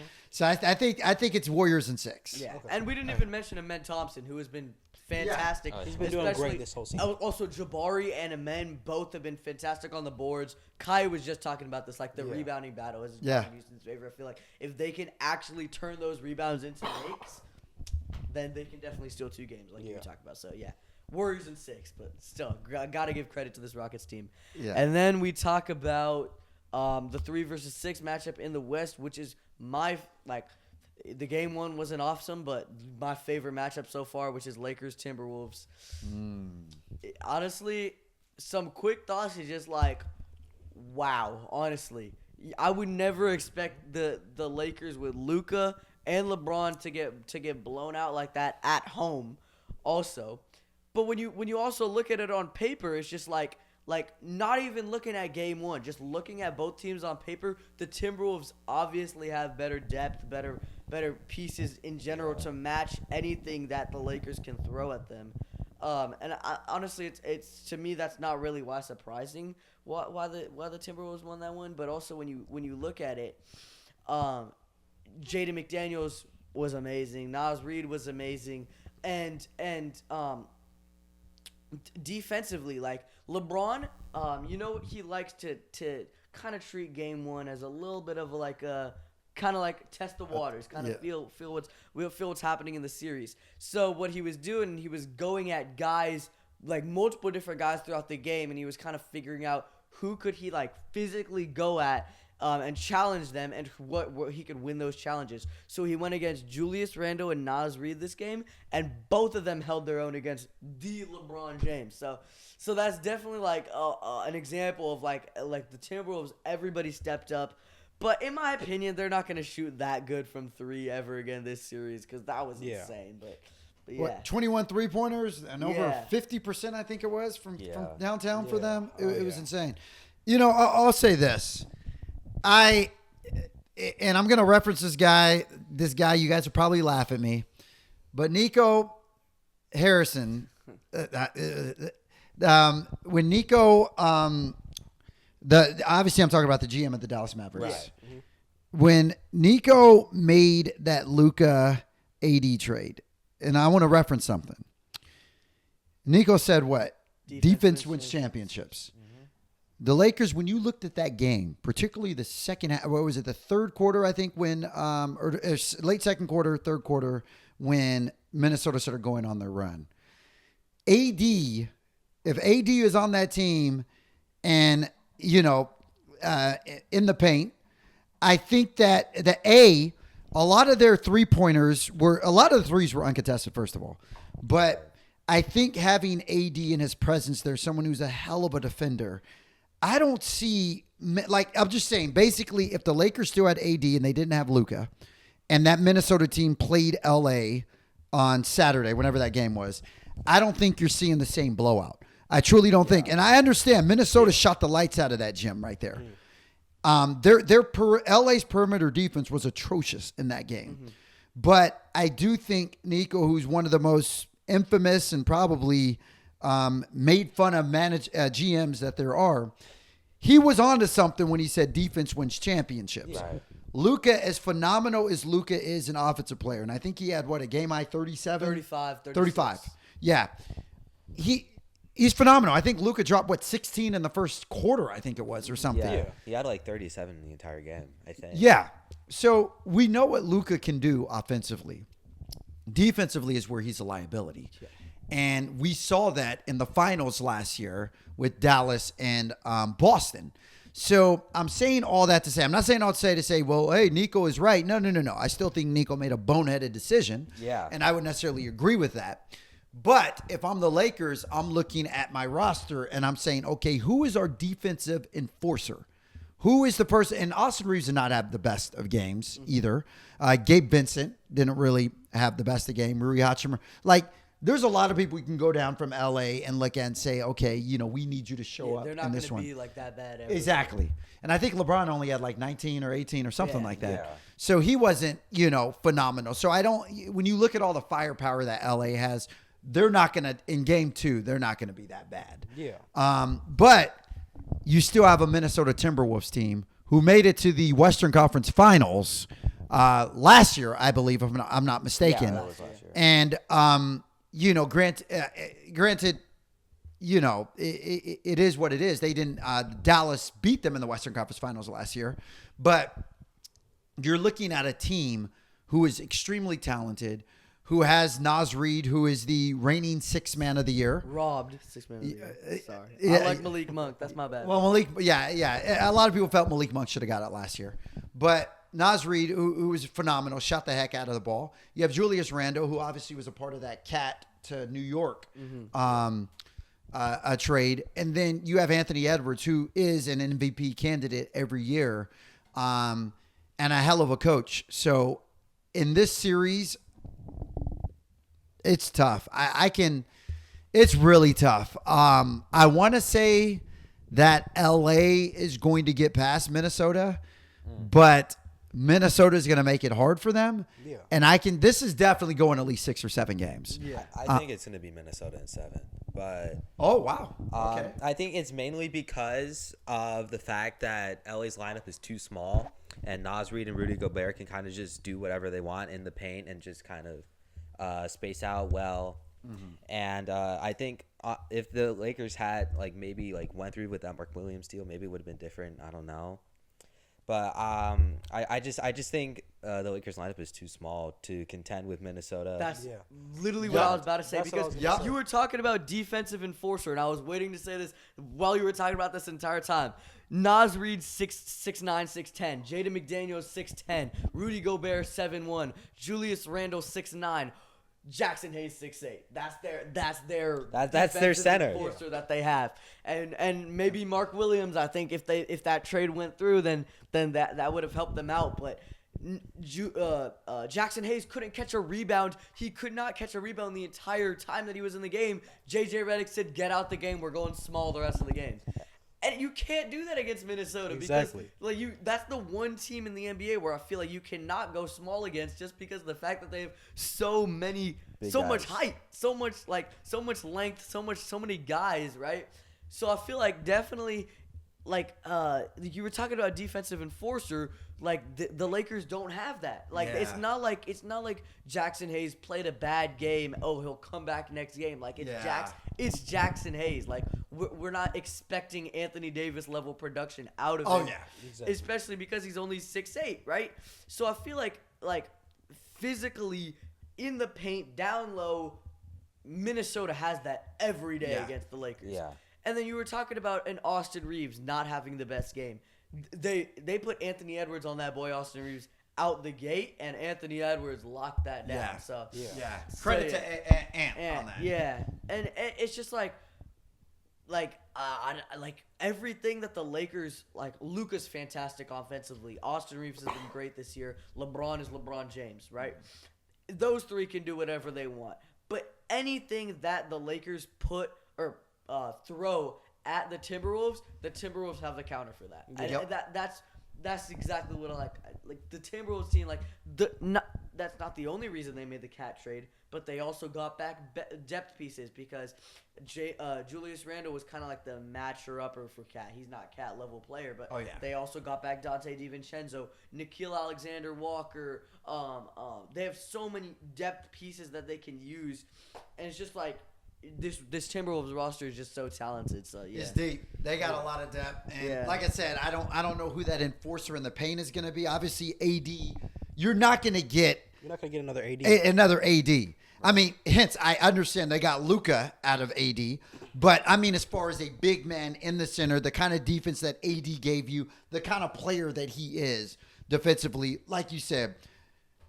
Minnesota's just going to have their way with them. Yeah. You mentioned the 7-footers. Rudy Gobert is 7'1" or 7'2" or whatever it is. Yeah. Julius Randle 6'10", 6'9", whatever it is. So you look at the players that they have, and I just don't see anyone in LA. Now, I still think LA can win the series just because I'm never going to rule out LeBron even at the age of 40 years old. And the adjustments that JJ Redick is going to make, even though it's his first year, he's a very smart guy. I was just talking about. I was just about to say, if you'll finish your point, I just have a point to say after that. But I was just gonna say, JJ, a very high basketball IQ. Yeah, he can make adjustments and whatnot. And the Lakers, even though they were embarrassed on their, and that's another reason too. Minnesota did this. It wasn't like Minnesota did this at home. They came into LA and did this. Yeah. And didn't just beat the Lakers. They mollywopped them on their home court. The final score doesn't really prove how bad it was because they had their garbage time people in with like 6. I saw Bronny getting minutes. By the way, not calling Bronny garbage. I'm not saying that. I saw Kings legend Alex Len get minutes. Alex Len, yes. Alex Len was getting minutes there. So, there was a lot of garbage time in that game. So that's why the final score didn't, present what it is. But I do feel that Minnesota just kind of came out and slapped the Lakers. Like they just kind of came in and shell shocked the Lakers. Yeah. And now that Minnesota was able to steal one on the road, it's going to be a lot more difficult for the Lakers this series. But with that being said, I'll never rule out any team that has LeBron on it. Absolutely. And Luka Doncic, who's one of the most generational, offensively talented players that we've ever seen. Right. The Lakers are going to find a way to get back in this series. Yeah. Now, I still think it goes at least 6 or 7 games. This is not a 5-game or a sweep by no stretch of the imagination. I still think the Lakers are going to find a way to get it done. And this is not to discredit Minnesota, especially when you look at their front court, when you look at the talent. This is a team that was in the Western Conference Finals last year. A darn good team. They have a lot of rim protectors. They have length. They have size. But I just think LA is going to find a way. Yeah. Yeah. It might. Oh, sorry. No, You can go, but I was just about to say, like, this entire episode, the one consistent thing that we've been talking about with every team is experience. That's the one thing. Yeah. And yes, they have LeBron James, they have all these guys, but a very important key, their head coach, very first year, very first playoff game. This time last year, he was on the couch on ESPN he would be talking about this game an analyst, like yeah. we are, right? So he's going to make adjustments. It's his very first playoff game. He's not used to the playoff atmosphere. JJ Redick, extremely smart guy. He's going to make adjustments for game 2 and for the series henceforth. And I feel like the Lakers, we literally saw this in the game, JJ Redick making adjustments, because it didn't help the blowout at all, but they kind of figured something out very quickly at the end of the game, which a lot of people didn't notice, which was matching up Luka with Anthony Edwards, making them go head-to-head, and that kind of, they went on a 10-0 run, I believe, at the very end of the game to kind of put that in, and that was when Luka was being matched up with Anthony Edwards. So if they can continue to make these changes, which JJ Redick, extremely smart guy, like you said, if he can continue to at any point make changes, like really quick make changes, then I feel like the Lakers can pull away with this. So. Yeah, in my opinion, I feel like it all comes down to if Minnesota can keep up this defensive like consistency. I feel like they held the Lakers down so well. They made sure Austin Reeves didn't shoot. They kept LeBron under 20. They just did a great job defensively. The only person they couldn't stop was Luka, and that's what really made them prosper this series. Mm-hmm. I still think the Lakers can pull through. Shoot me if you can, but I still feel like they can pull through because they have LeBron James, like you just said. Exactly. That's my goat. So. You just don't rule out certain things. Yeah. And that's it. Death, taxes, and LeBron is going to find a way. Yeah. The man has been to 10 finals, if I'm not mistaken? 8 straight. So. And 8 straight. So he'll find a way. Like he knows what's at stake. I just can't. And this, as great a team as Minnesota is, and honestly, would I be shocked if Minnesota won this series in 7 games? No. I would honestly say I'd be shocked at that. I'd be like, wow, that there was a reason they were in the conference finals last year. And then they make the trade for Julius Randle and obviously always playing at an MVP level. I would not be shocked if Minnesota somehow came back, and I shouldn't say came back because they're leading 1-0 in the series. But if they won the series, I just think the Lakers are going to find a way to pull it off and get it done. Yeah. Like you said, you can't rule them out. So Exactly. But it's definitely going to be a hard-fought series. It's going to be a hard 100%. series. Hey, I'm not saying this really realistically. I think it's going to be like Lakers in 6 or 7. But Minnesota stole 1 game. It's still Lakers in 5. Okay, Shannon Sharp. Yeah. But, Lakers in 5. Lakers in 5. But, yeah, Lakers in probably 6 or 7, honestly. But, yeah, I still if the Lakers can get 1 in Minnesota, which is big. Because you were talking about the Minnesota, they came into L.A., not the other way around, right? So, if the Lakers can get 1 in Minnesota, that's huge to equal up the series. So, yeah, definitely. Yeah. I still feel the Lakers can pull through. Maybe Lakers in 7. I would say Lakers in 7. It's gonna be. It's gonna go 6 or 7 games. Good series. That's for sure. Yeah. But yeah, so do we all have the Lakers moving on consensus? I think sure. I could debate it, but okay. It could go either way. Okay. So now let's move on to 4-5, which is Nuggets Clippers. Our overtime game. That was so beautiful to watch. Except for the coaching malpractice. I love Tyronn Lue. I think he's a great guy. But the Clippers, the entire game, they were spamming Harden, Zubac pick and rolls. That's literally what they were doing the entire game. And it led them to a 15, 20-point lead. I can't remember the exact number. But it led them to such a great lead. And then once the Nuggets started to kind of chip back at that, they were like, oh, shoot, Kawhi Leonard ISO ball. You got that. And it completely blew the game for them. So I feel like if they kept with Harden as the ball-dominant player and not Kawhi, which Kawhi is a fantastic player, 2-time Finals MVP at that, playoff Kawhi is a real thing. But still, I feel like if they kept with that Harden-Zubac pick and roll, it would have been a different outcome. But if it ain't broke, don't fix it. Exactly, yeah. If it ain't broke, don't fix it. Man. The thing is, Denver is a really, really good team. Mm-hmm. And they have one of the best players on the planet on their team who can literally do everything. Yeah. Pass, shoot, rebound, inside, defend. You go ahead. Yeah, Nah, it was a little thing on defend there, but okay. Here's the thing with Jokic. I understand what you defending. Like he will take plays off sometimes, but he's still an enforcer. Like when he wants to be. Yeah. I'll say that much. But when you have, this Denver team has truly been fun to watch this year. Absolutely. With Christian Braun, with Aaron Gordon, with Westbrook coming off the bench. Love him or hate him. And not to get off subject, but Westbrook, he had a really interesting game. You see him knock down a three with about 20 seconds to go or 30 seconds to go to give them the lead. He then has an opportunity to win it at the end of regulation. And he just dribbles in and just dribbles off the clock. I don't know what he did or what was going on there. He pulled a Houston.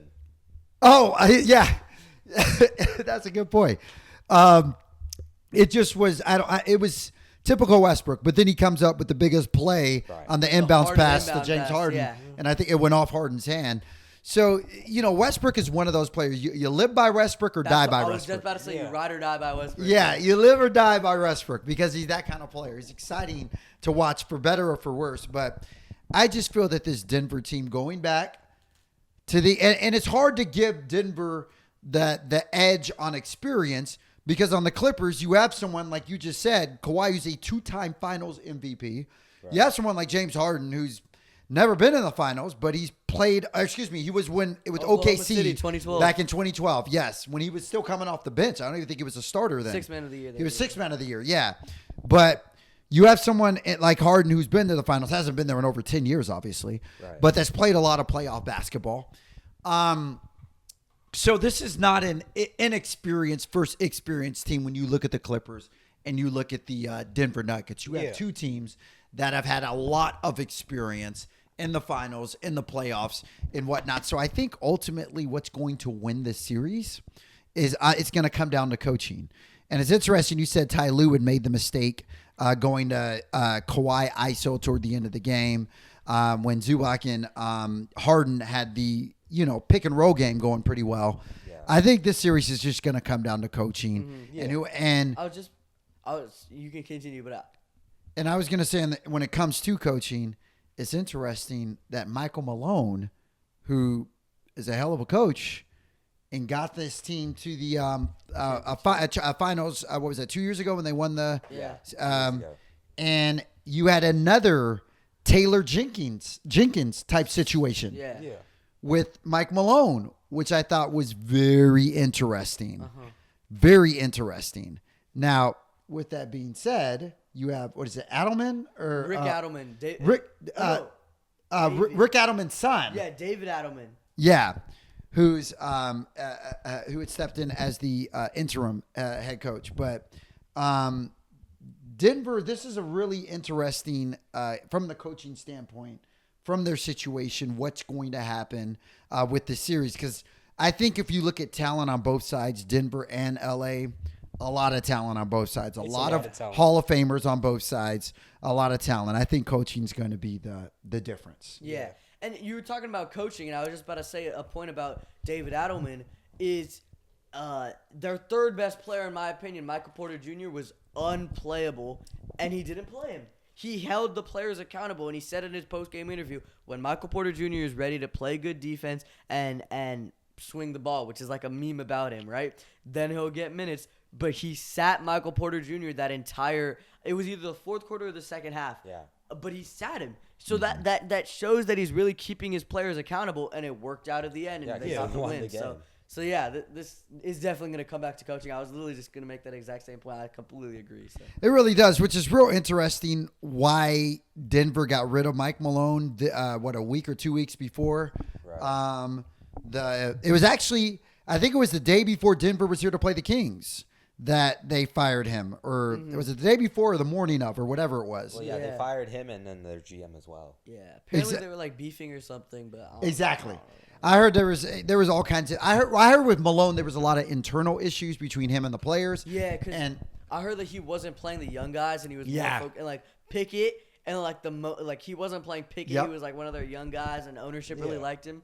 The moment he got fired, Pickett dropped 20. So exactly. And I think that they looked at Mike Malone and they were like, okay, we like him, but because what's going on, the internal battles that they're having. If you want a team to make a deep run in the playoffs, everyone has to be on all accord. Everyone has to be all in. There has to be respect from both sides.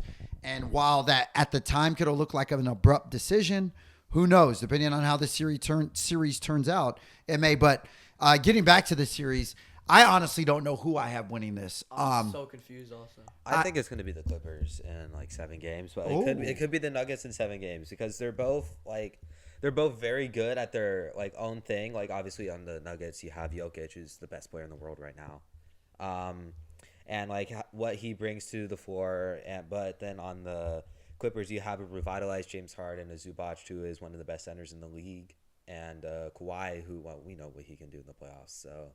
Honestly, I think it's the Clippers. Powell. Also, Norman Powell. He's played very good. I got to admit, love me some Norman Powell. I love the improvement he's made this season. He was not the best in that game. He was shot checking. I can't even But overall, Powell has had this season. He's really improved. But go ahead. Sorry. But I think I think it's gonna be like Clippers in 7, but I wouldn't be surprised if Denver wins the series because I think both teams are just so evenly matched. Yeah. Mm-hmm. And I was just about to say about the we were talking about home court advantage, right? The Nuggets won at home. This is not like a game that the Clippers dropped. Like, of course you want to win every playoff game like that. Of course that's the goal. But it's not like the Clippers needed to win. I mean, every playoff game is a must-win, but it's not like it was necessary for their series to keep in balance because this was a Nuggets home game. So I feel like the Nuggets, like the Clippers, can still bounce back. It's not like they're in as big of a pit as the Lakers are or the Rockets are, who dropped games at home. So yeah, it was a Nuggets home game. So I feel like the Nuggets. The Nuggets should have won it. Yeah, the Nuggets should have won. Yeah. But I agree. LA is going to make it interesting on them.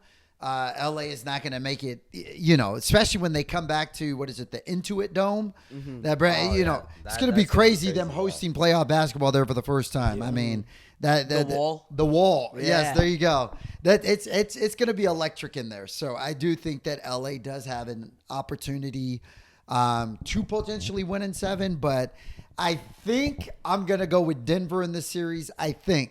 Actually, I'm going to just say I'm going to go with Denver in this series, but it's hard. It's really hard because the Clippers are a dang good team.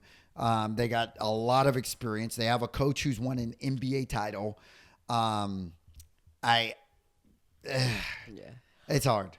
I'm low-key going to disagree with that, and here's why. If you look at the trade deadline, there's only a couple teams with it's either top 5 or top 10 offensive rating and defensive rating since the trade deadline. The Clippers are one of them, along with the Celtics, the Thunder, those group of guys. They're in that tier. Wow. So it's just even with all this, the Clippers didn't play their best game. A lot of their guys didn't step up. For example, Norman Powell, they still went to overtime, and it was one inbounds play that James Harden messed up on that lost them the game. Yeah. So I feel like I got the Clippers winning the series, but I still think it's going to be a close one. Maybe 6 or 7, something like that. But it's up to you two to decide the tiebreaker, I guess. It's going to be a very good game. I agree with you, though. I'm going to take the Clippers. You want to take the Clippers? I just feel like, So that's 2-1 right there. Cool. I already said Clippers. Oh, okay. I guess we got I'm the lone nugget over here. Yeah. I am the lone nugget over here. But I will say this. I do 100% agree with you guys. This is going to be a competitive series, and I don't think one particular team is going to run away with it. Exactly. I'm going with the Denver Nuggets because they just won one 2 years ago. They have the makeup. They championship basketball. I just feel the Clippers are kind of cursed as an organization. Yeah. I really do. I hate to say, I just feel that they're cursed. There's something they can't get out of their own way. I just feel that Denver, if money is on the line, I'm going to Denver because also they have one of the best players in the world on their team as well. The only thing that makes me nervous about Denver is the coaching change, the abrupt coaching change. Mm-hmm. But Adelman has been in the system, so he knows. He knows how it goes. He knows how it goes. So it will. I will. I'm going Denver. I'm still going to say Denver, but if the Clippers did win the series, I'm not going to be shocked. Like, oh man, I'd be like, well, I could have seen that coming too. Yeah. So, Well, I guess I can see the point for Denver, but I guess as a consensus, we're going Clippers, I guess. So. Clippers in 6? 7. Clippers in 7. Clippers in 7. Okay, so now we're moving on to the second round. 1 hour and 35 minutes to go through the first round, and now we're going on to the second round. So in the Eastern Conference, let's go back there. So first seed Cavaliers versus who did we decide for the 4-5 Pacers? Yeah. Cavs versus It's Pacers. just going to be Cleveland's because I think Indiana, I think they could probably take 2 games, but Cleveland is just the better team. They have a better front court with Mobley and Jared Allen, and I think that with how like inconsistent Halliburton has been this season, I just don't think he can outplay Donovan Mitchell in the 7-game series. At least right now. Maybe he can prove me wrong, but I think it's going to be Cleveland in 6. Well, I have to say, like, we're kind of underestimating the Pacers. The Cavs are great. The Cavs are great, but the Pacers are great also. Yeah. I feel like every single player on their roster is a playoff riser. Like, when you look at, especially, I'm so high on this guy, is Andrew Nembhard.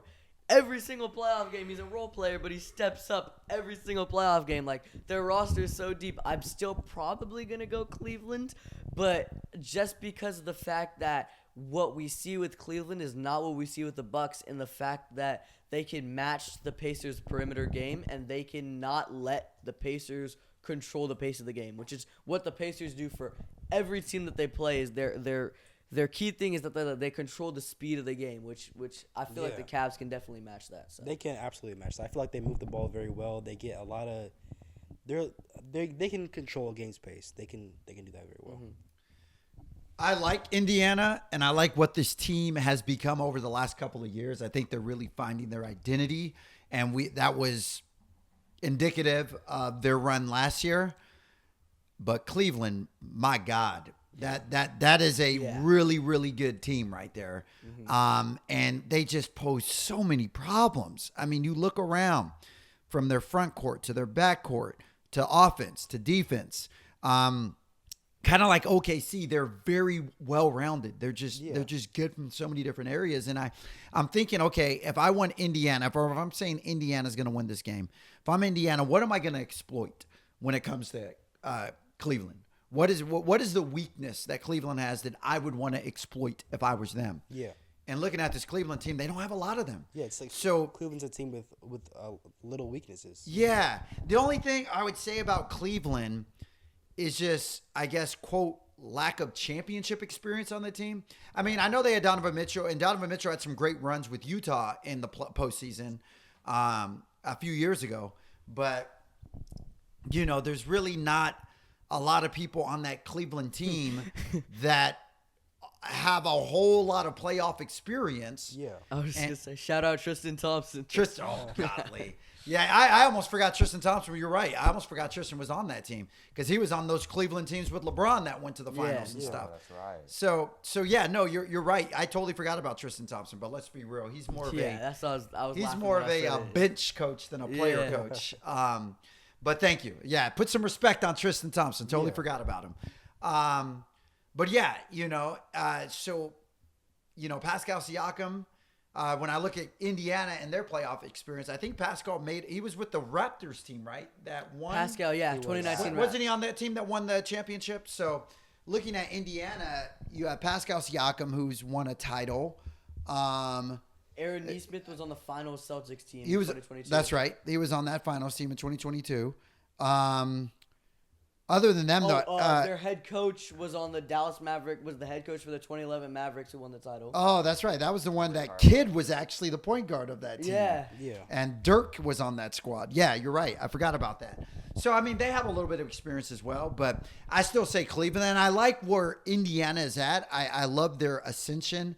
I love what Tyrese has really done for that team over the last couple of years. Even though he took a small step back this year from what he was last year. Right. I still think that Cleveland is the better team, and I would take Cleveland in that series. Yeah. Well, I would still say Cleveland, but to kind of play devil's advocate a little bit, this entire episode we've been talking about experience, and the Pacers completely outmatched the Cavs in terms of experience, not just because of their roster, but also their head coach. The Cavs head coach Kenny Atkinson, first-time head coach, versus a championship-winning head coach, and also you have championship-winning players, finals been to players. The Cavs, I mean, the Pacers were just in the conference finals last year. Their entire roster has made a deeper playoff run than this current Cavs core.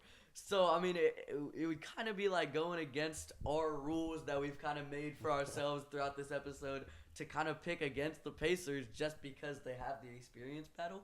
But if we want to go with the Cavs just because their team is flat out better and they've been one of the best teams this year, then I'm completely Yeah, I feel like I say that just because I feel like we could have won last year, in my opinion, if we didn't have our Darius Garland out and our bigs they're not as good as they were this year.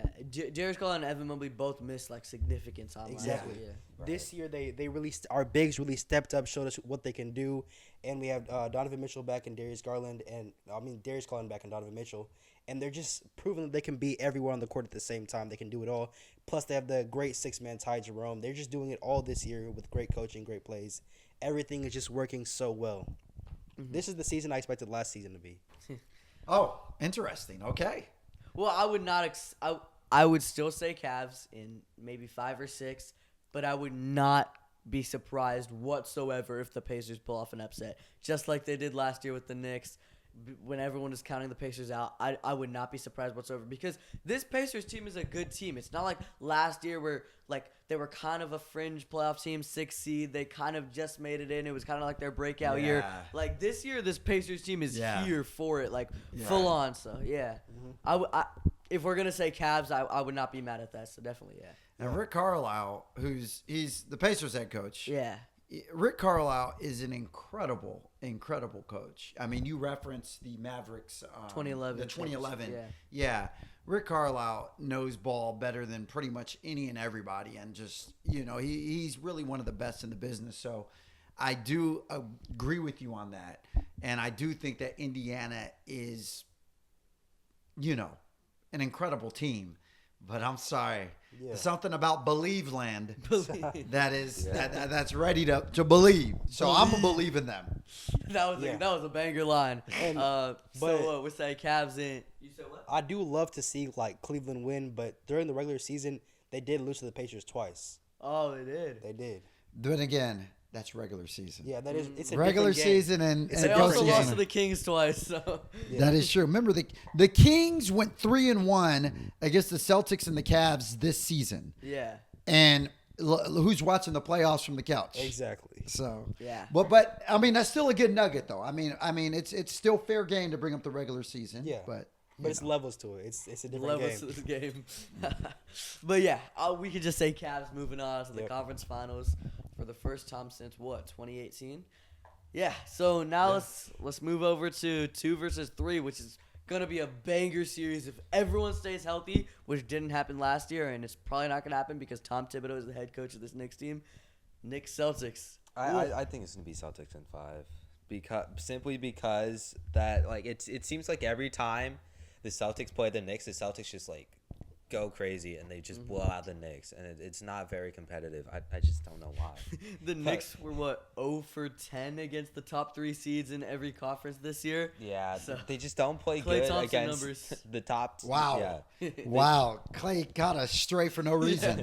But like I just don't see the Knicks beating the Celtics. Like even like if they're fully healthy, because the Celtics are just the better team. They have more depth. I would say their star players are better than the Knicks star players, but that can be debatable. But I just think when it comes down to like we've been talking about experience, the Celtics are past champions. They know what it takes to get back to the finals, and the Knicks don't. And I feel like that could also play a role. And also the Celtics they're just good at basketball. They're good at basketball. There's a saying that we've all heard, and we've even referenced it in this. Defense wins championships. Yeah. When it comes to defense, I'm looking at the Celtics and I'm looking at the Knicks. The Celtics have incredible defense. You referenced Drew Holiday earlier. Because Milwaukee, I think, was what you're talking about. Milwaukee that got rid of him or whatever. Jaylen Brown is a hell of a defender.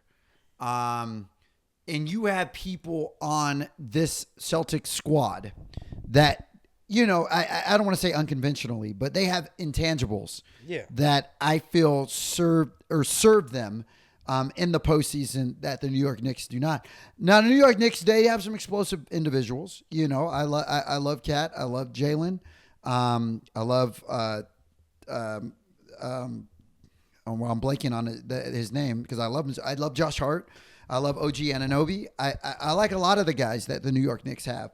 But when I'm looking at an experienced team, the defending champions, and the defense and offense, when you have a team where your two top guys score under, 18 points or 17 points or whatever. Still win. And they still win in a blowout, that tells you right there how great your team is and the makeup of your team is with that.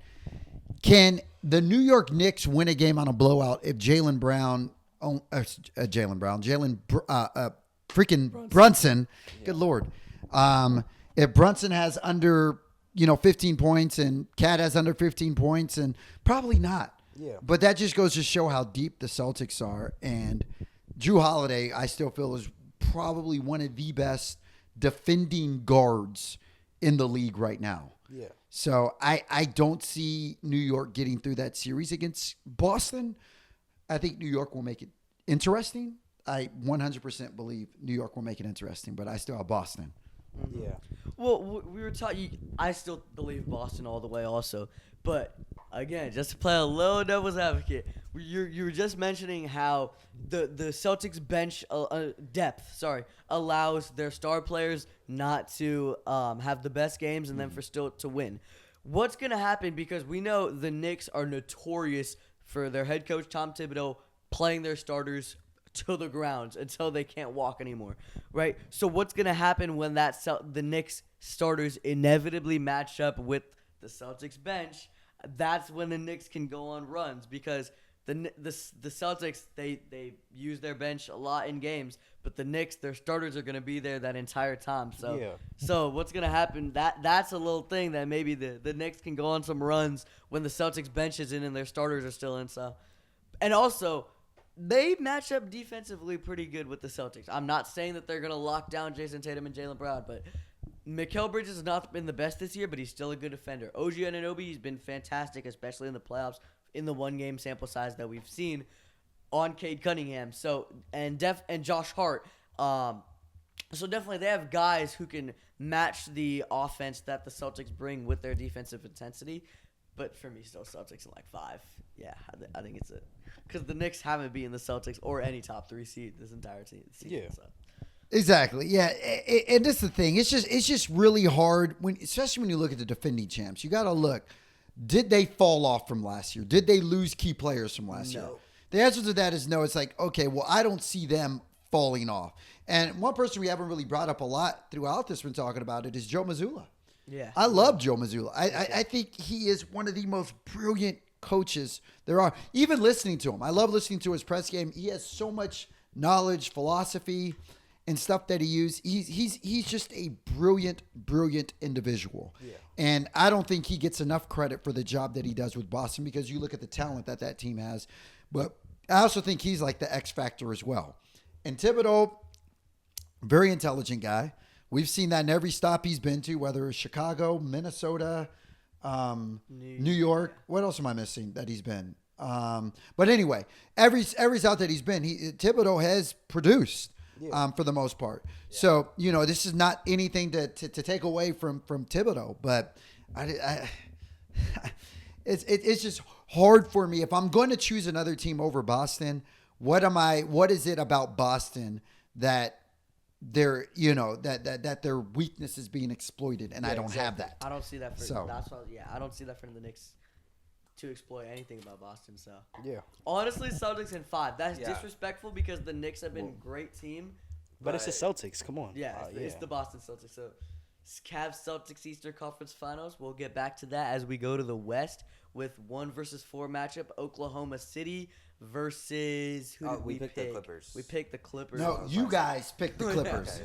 I picked it, but we're gonna go with the Clippers because majority rules. Right. So.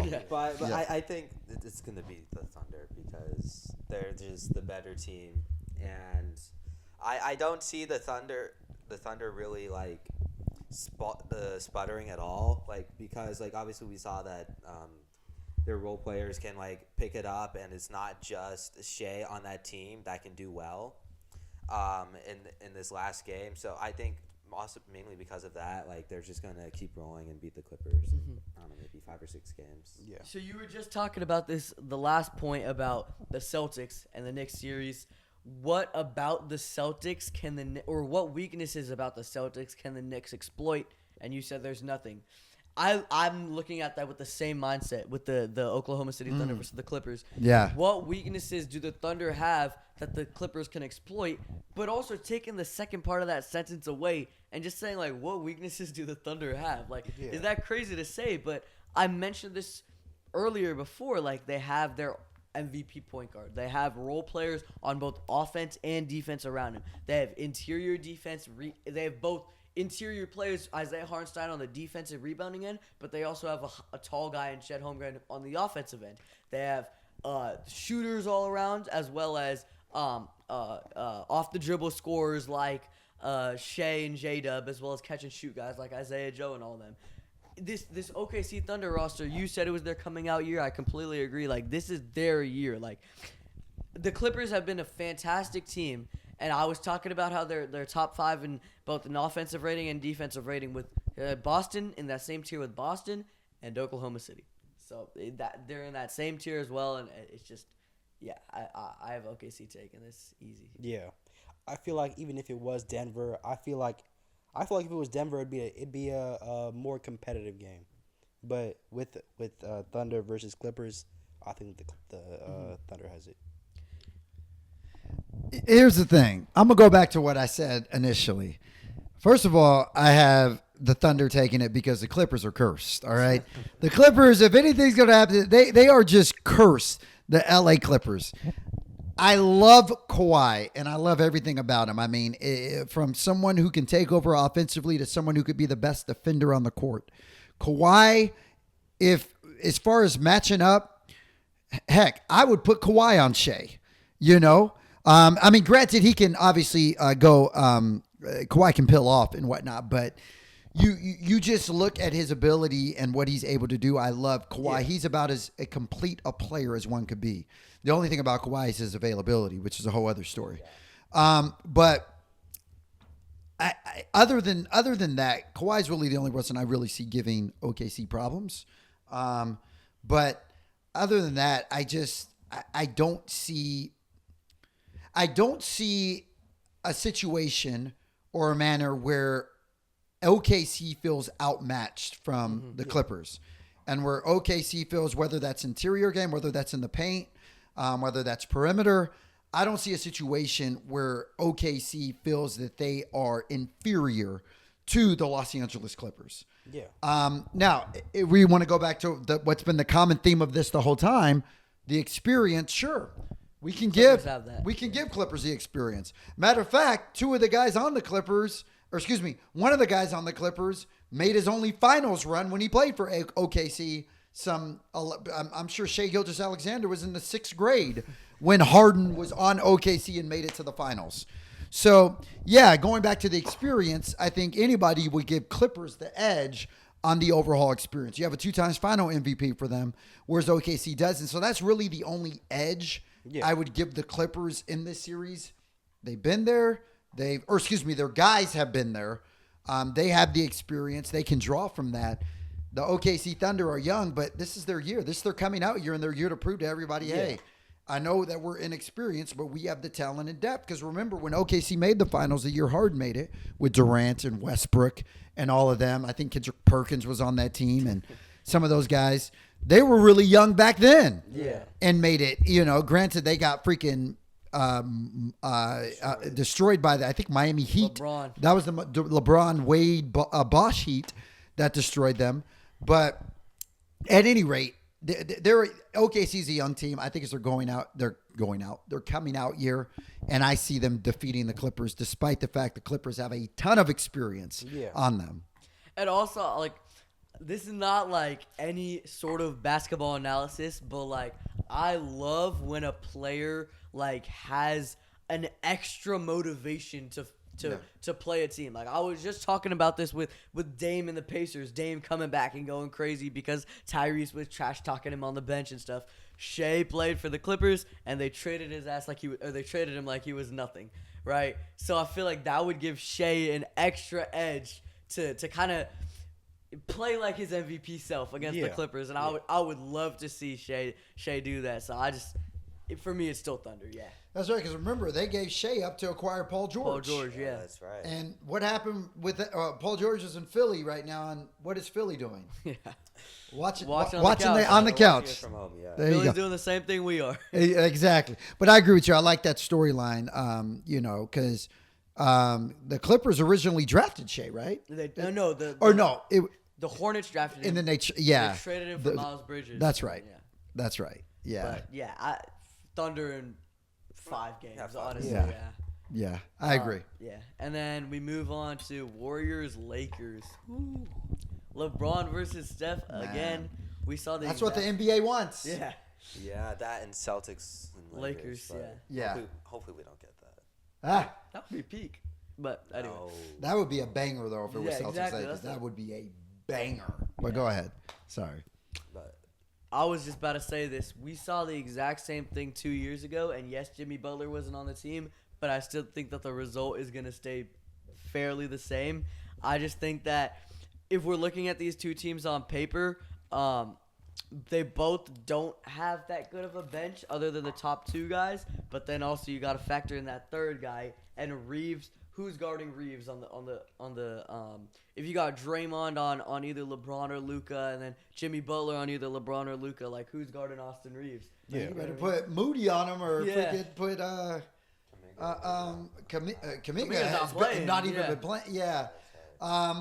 And Butler, who are you gonna put? Wait, who said you're gonna put Butler on? Butler's either gonna be on Luka or LeBron. Oh, so then you can also put what is it, Brandon? Podolski. Yeah, you could put him on AR, but Yeah, but in reality, we all know how that matchup would go. So because didn't it remind me again when they played each other? That was on Christmas, right? And Yeah. AR had the walk off. I think it was. Yeah, he did. That was the Warriors and Lakers, right? On Christmas think so. Day. yeah, When the Lakers they got the walk off because AR had the last second shot. I think it was the both of them. I could be wrong. You can look that up, but I think it was both the Warriors and the Lakers. So anyway, I'm saying that to say that I think that if we're looking at I don't know, man. It's hard for me to look at the series and say the Lakers are going to run away with it. Because Golden State, man, is darn good. And there's some dogs. they are some dogs. And the fact that the Lakers don't have AD in the paint also makes me feel a little more advantageous for Golden State. But who does Golden State have in the paint? When you also Kevon Looney, who locked down Domantas Sabonis 2 years ago. Well, at least on as far as the boards, Kevon Looney was huge in that series. But I do agree with you. Like the Warriors don't necessarily have the paint enforcer. Mm-hmm. They have Looney, who's done some good stuff. They also have what's his face? Oh, I'm blanking on right now. Post. What was that? Quentin Post, you're talking about? Yeah, Quentin. Yeah, who has been great. Who's played some great minutes for them. But yeah, they don't have an AD equivalent in the post, which I do agree with you on. So that's I guess whoever you want to give the advantage to on that. But I don't know if it goes Lakers and Golden State in this round. Oh be very man, interesting. I think it's going to be Golden State because of the fact that Jimmy Butler is on the Warriors. If it was just Steph Curry and it was the team that they had last year and the year They before, wouldn't even be in the playoffs. Well, yeah, but also if they were in the situation, you could count on Steph. But I think having Jimmy as that extra option in crunch time, I think elevates the Warriors, and we've seen what Jimmy can do in the playoffs and like how he can just go crazy. And I think having that factor on your team just elevates the Warriors so much that I don't think the Lakers can win. Yeah.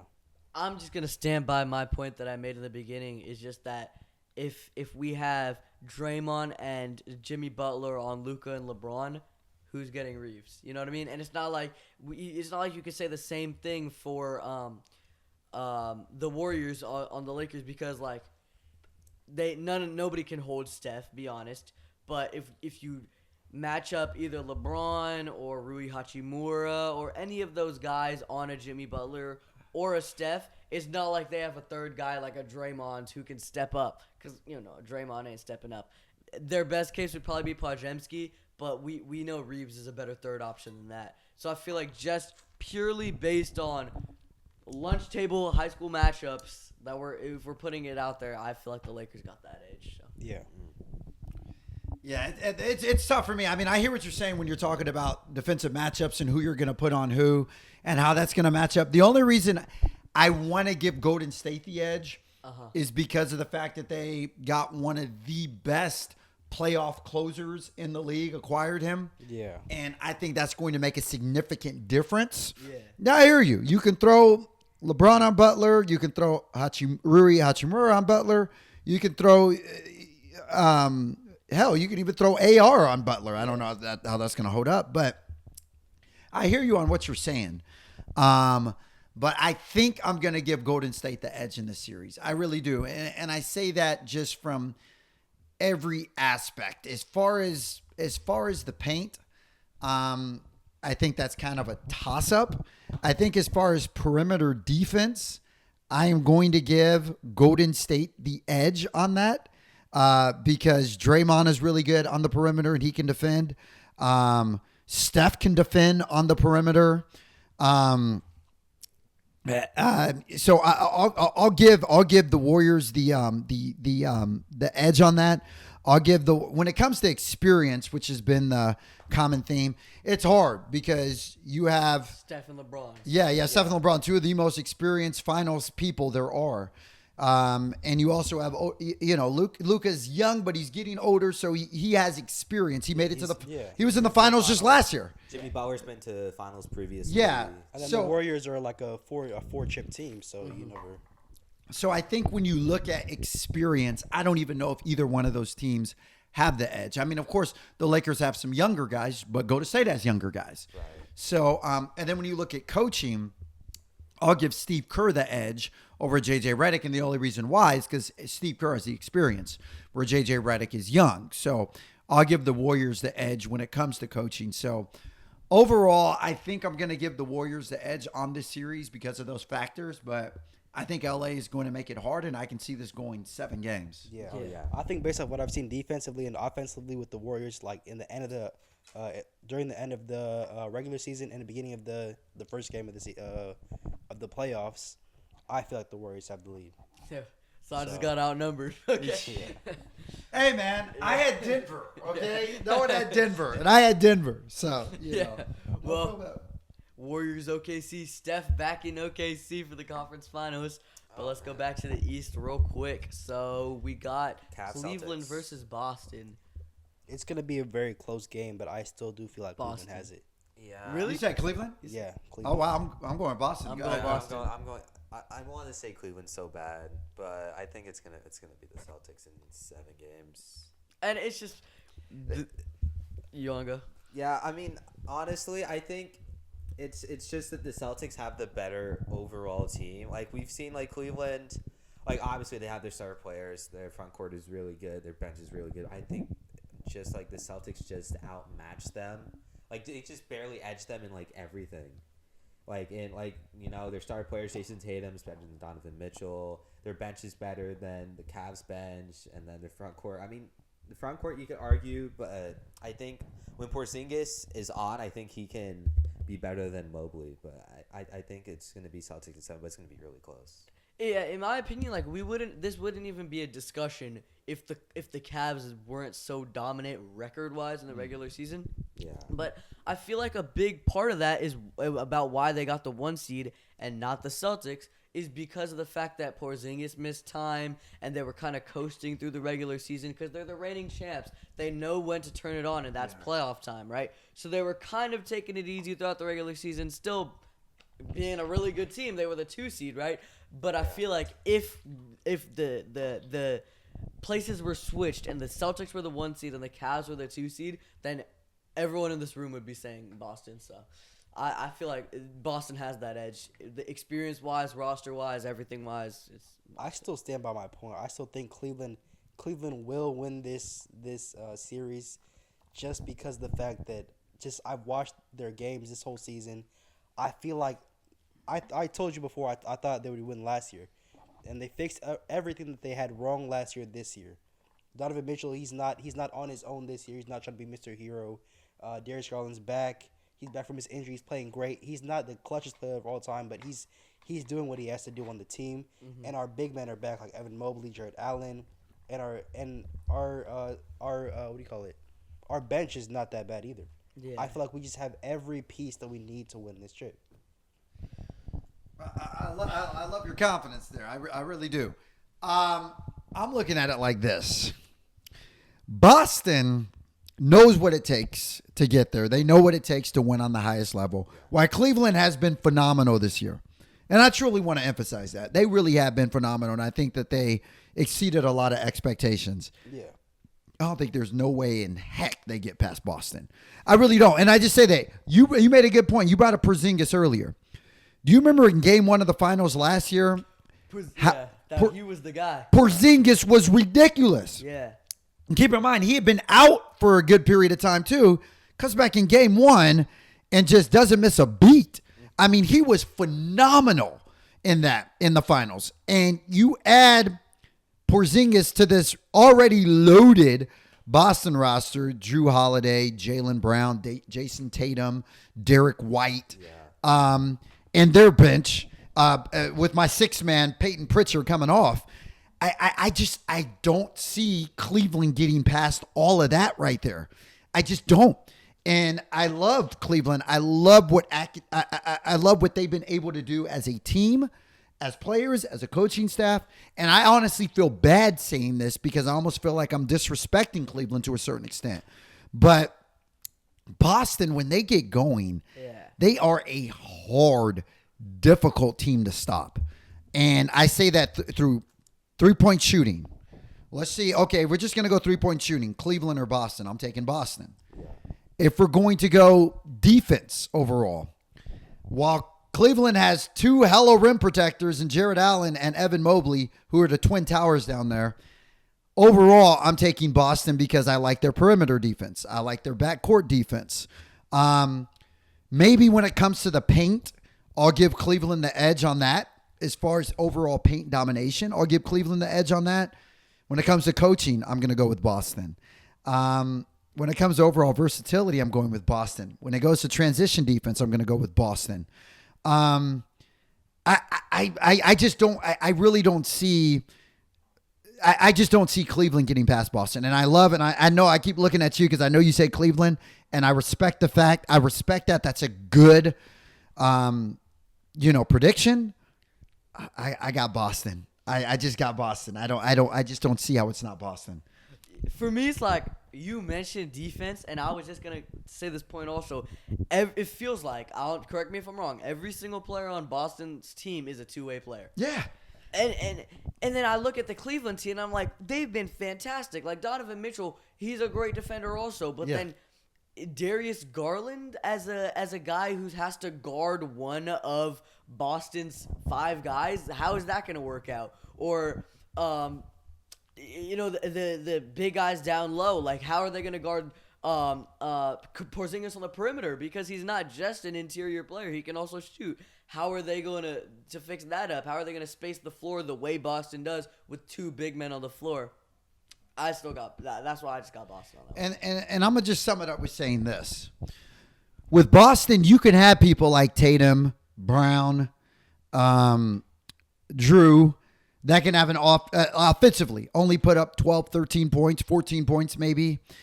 With Cleveland, Donovan Mitchell is going to have to be your main scorer. Yeah. He's going to have to carry that offensive load, which guess what? On the defensive side, it's going to suffer a bit because he's going to have to give you so much offensively in that series. Mm-hmm. Whereas with Boston, they could share the wealth. They could say, you know what, Jaylen Brown, we need you to be great defensively on Donovan this game. Or Drew, we need you to be great defensively on Donovan. So we're going to peel back your offensive needs in this game. They have that much talent, that much depth and firepower that they can have off games. Donovan can't have a 14-point game, or Darius can't have a 12-point game, or whatever, and Cleveland you're saying. still want to win. So that's why I say Boston is just ultimately that much more powerful. I see what you're saying, but Cleveland is a very consistent team. Like this season, they've been very consistent. Oh yeah, Yeah. Oh yeah. Oh, yeah. Definitely. We're disappointing the Cavs fan right here, but well, we're going Cavs. I mean, no, sorry, not Celtics. Cavs. Celtics. Celtics. And honestly, with the points that everyone's made, and when talking about this series, like, can Cleveland like? You just said this. I don't want to be disrespectful to Cleveland at all, but it might be five or six to me. Honestly, it's just Cleveland's too good to lose in 5 games. okay. So I think. yeah. I could see Boston beating Cleveland in 5 games. Oh, yeah. I could see that. But I do want to, since I've been disrespecting Cleveland a little bit, I want to give them respect, and I'll say Boston in 6 games. okay, also I can say Boston in 6 too. So Boston in 6. Boston to the Boston in NBA 6. Finals. 2-time Eastern Back to Conference back. champion, back-to-back years. There you go. 3 and 4. As we go to 1 versus 7 seed, which could have been a first-round matchup if the Grizzlies beat the Warriors, but now it's going to be the Western Conference Finals matchup in our The predictions. Thunder are still gonna win. Yeah, I was kind of trying to make like a huge build-up to like a suspenseful thing, or maybe the Warriors can take it. OKC's just the better roster on paper. I have to give it to them. And But the Warriors are gonna put up a fight. That's without a doubt. I think it's probably gonna be Thunder in like 5 or 6 games. I don't see it going to 7. there's always like a switch that flips in Steph Curry's head whenever he enters Oklahoma City. Was it Paycom Center?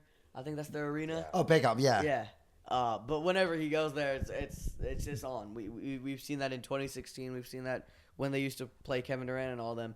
But it's just like we were talking about the Lakers series matchup-wise, defensive matchup-wise, who are going to throw on Steph and Jimmy Butler. That's not the same case for this OKC series because they have so many guys that they can throw on Steph and Jimmy Butler. Because you were talking about the fact that for the Celtics, if you need your good players to take the load off defensively so they can, or offensively so they can keep their stamina intact Yeah. for the other side of the floor, Yeah.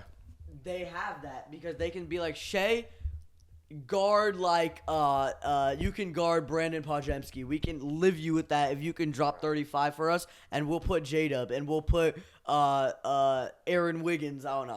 I'm just naming guys who are actual good defenders on that Thunder team. We can put them on Steph and Jimmy Butler. You can rest and you can just drop 50 for us. Be our MVP.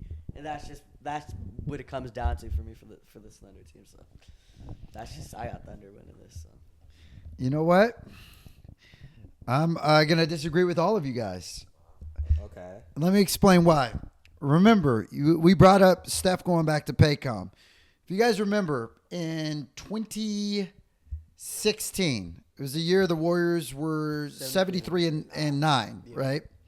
Remember, they went into OKC. OKC took a 3-1 series lead on a 73 and 9 team, right? Yeah. And we know how that series ended up.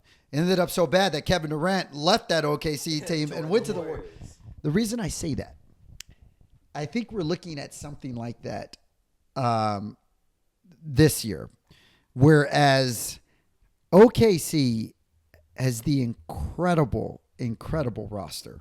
Or let me say it's going to be the adverse of that. Let me explain. OKC has done everything right this year defensively, and I'm glad you brought up Shea's defensive rating.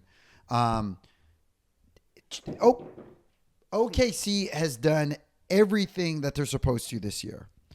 From a coaching perspective, from a player's perspective, there's nothing that they did wrong. The only reason I'm giving Golden State is because when OKC was up 3-1 on them, what was that, 6 years ago, 7 years ago, whenever that was, experience ultimately got Golden State. Because Golden State they had won the finals the year before that. Yeah. They knew what it took. OKC was a young team then. They got up 3-1, probably got a little cocky. Golden State, even though they had the better record than OKC during the regular season, they still knew who they were. They know their identity. Yeah. And I want to say, as great as OKC is, and as much as I've been a champion for their coming out party this year, I just feel Golden State, they know their identity. They know who they are. And I think what's going to happen, I think it's going to be a similar thing. OKC may jump out to a 2-0 series lead in this. Kind of start feeling themselves. Golden State is going to say, you know what, guys? We know who we are. Yeah. We know exactly who we are. We know our identity. We know we have two of the best closers in the game. We know that OKC is as young and fun as they are. They're going to have weaknesses, and Steve Kerr is going to find a way to exploit those weaknesses. And I think that Golden State as a 7th seed is going to make a run in the NBA Finals this year. And the only reason I say that is because of the acquisition of Jimmy Butler. I know there's Game 6 Clay, and they won't have Game 6 Clay. And I know that may hurt the Warriors too a little bit. But they do have playoff Jimmy. Playoff Jimmy, yeah. And I do think that that's going to play a huge role in this matchup against OKC. Shall this be the Western Conference matchup? I think OKC is going to get shell-shocked when the Warriors really turn it on, and maybe that inexperience spills over a little bit. Yeah. But I love OKC. This is their coming out party. I'm a champion for OKC. I would love to see them in the finals because I believe in what they're doing there. But I believe a little bit more in the Golden State Warriors this year. Wow. Especially with what they have, what they've assembled, what they put together, and the team that they have. Yeah, I like that. And it does put a story behind the team. But I don't know. I'll still say Thunder. No, I can't even lie to you. That might have swayed me a little bit to pick the Warriors. It swayed me a little bit. I'm still gonna pick the Thunder because I see what you're saying. I just don't think that the Thunder are going to lose to the Warriors, mainly because of Shea and what he's been able to do this season. While he didn't have the best game one, it is game one of the playoffs, and I think he's going to have some really good games coming up as they kind of progress through the playoffs. And I just don't think the Warriors, even with Jimmy Butler and how he's been crazy the last few years, and also he's had a great game one yesterday, I just don't think it's enough to beat OKC. I'm going to be so completely honest. I can 1,000% see that possibility happening of going up 2-0, getting cocky, and you have playoff Steph, you have playoff Jimmy Butler, and you have 4-time NBA champion head coach Steve Kerr. It puts way more thought besides the Warriors to the finals. So are we like tied 2-2? Is this Also, too, I say that because Draymond as well, and I haven't talked a lot about Draymond throughout this whole thing, but Draymond also hits a switch. And I think Draymond knows enough to psychologically get in the heads of OKC and their young guys, whether it's Chet, whether it's Shea, whoever. I know that Draymond Green knows how to psychologically take those guys out of the game. And while I do think that OKC is the quote-unquote better team, and I would say the record, I think Golden State has what it takes. Yeah. And it hurts me to say that because I love OKC, but I don't like Golden State because I'm a Kings fan. Exactly. But I got Golden State, and I think it's going to be a rematch of the 2022 finals. Warriors Celtics. I can 1,000% see that happening. Yeah. So wait, how do we decide this? I mean, that is true because we're split, right? We're split now. We're split 2-2. So did this sway any of you guys? I got swayed 1,000% because just because your roster is more talented, because OKC arguably had the most talented roster last year. Also, they got bounced in the second round. And they got bounced in the second round by Luka and Kyrie by Dallas. Yeah. And who had the experience? Yeah. OKC has a very young roster, so the Warriors can't take that. Yeah. All right, so is anyone guys gonna switch, or is anyone? I guess it's Warriors Celtics. I guess we're going Warriors Celtics. Rematch in 2022. I didn't mean to sway you guys either, man. I wanted you guys. It was him. He opened my eyes. Because I could very well be wrong. Watch OKC sweep the Warriors in the Western Conference Finals, and I'm like, oh, well, there goes my. That would never happen, but at least I don't think so. Anyway. Yeah. That whole rant that you went on about the story of why Golden State could get that reminded me of when Brian Windhorst said what's going on in Utah, and everyone around the table was captivated. What's going on in Utah? Yeah. That had me captivated the entire time when you were talking about that. I leaned forward and everything. That was a good one. But Warriors Celtics finals, we did all that hyping up for the Warriors. The Celtics. I'm going Boston. I'm sorry. Yeah, I'm sorry. I'm going Boston. Boston 6, maybe 5. I think They're Boston too good, and they have the experience which they didn't have last time. Mm-hmm. And I was going to say, too, I think Boston really wants to avenge that loss in 2022 Absolutely. to the Golden State Warriors. So as much as I am a ride or die hard Warriors, throughout this, I'm not a ride or die Warriors fan. I'm just a ride or die Warriors playoff experience success. As much as I'm a ride or die for that, I think Boston, because Boston, see, the thing is, you're not going to get in Boston's head. Draymond's not going to go down to Boston and get in those guys' heads or psychologically take them out of the game or like Boston is Boston. Boston's Boston, yeah. They won last year. They were in the finals, just a couple of years before. Like, Boston is Boston. They're an absolute powerhouse. They're gonna Because, like Koll said, they have the experience that they didn't have last time. Yeah. Also, they have we've been talking about this since the Lakers Timberwolves series is when we were talking about the Lakers, we were talking about the Warriors. They don't have like an Anthony Davis level enforcer. Yes. Who's gonna match Kristaps Porzingis? Who's gonna match 6'10" Jason Tatum? Yeah. Who's like, you know what I mean? Like, Kevon Looney. but like I said, I've said this entire video also is that I love when players have an extra reason to go an inch more to fight against a specific team, and the Celtics 100% have that against the Warriors because They have they lost extra in the finals motive to to win. them. Yeah. So yeah, I mean all that hyping up for the Warriors, just for us to say Celtics. I know, right? Celtics Right. survive, yeah. Yeah, Celtics. I don't. How many is the series? How many Number games? 19. Oh, my bad. How many games would the series go? I'm gonna go. I say 6. 5. I don't see anything. I have somewhere between 5 and 6. It's not gonna be 4. It's not gonna be 7. Yeah.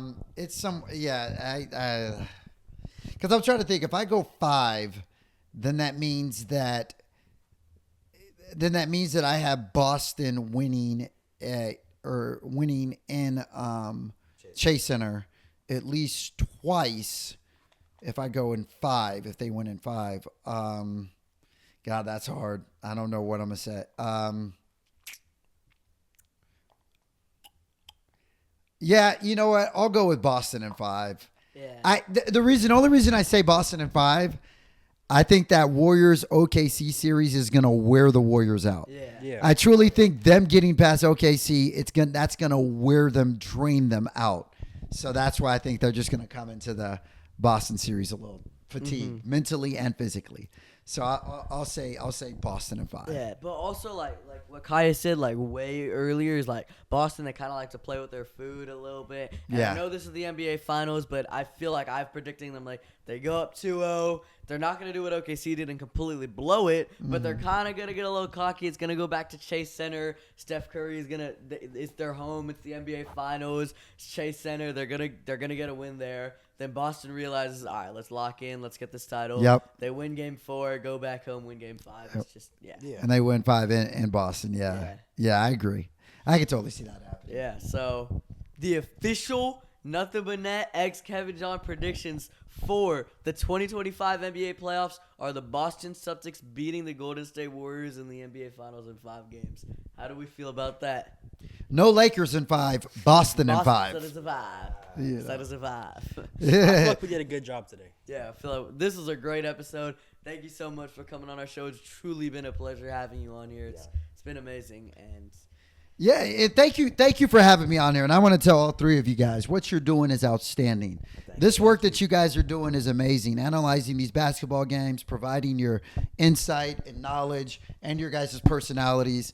This is incredible. You guys are all going places. All I ask is remember the little people when you guys all blow up and whatnot. But this has been great. Thanks for having me on here. And I look forward to witnessing all of your guys' inevitable success. thank you so much. I truly appreciate that. So thank you for coming on our show, and thank you to the viewers for watching this episode, and we will see you next time. Goodbye. Peace out. Celtics in 5. Celtics to 5.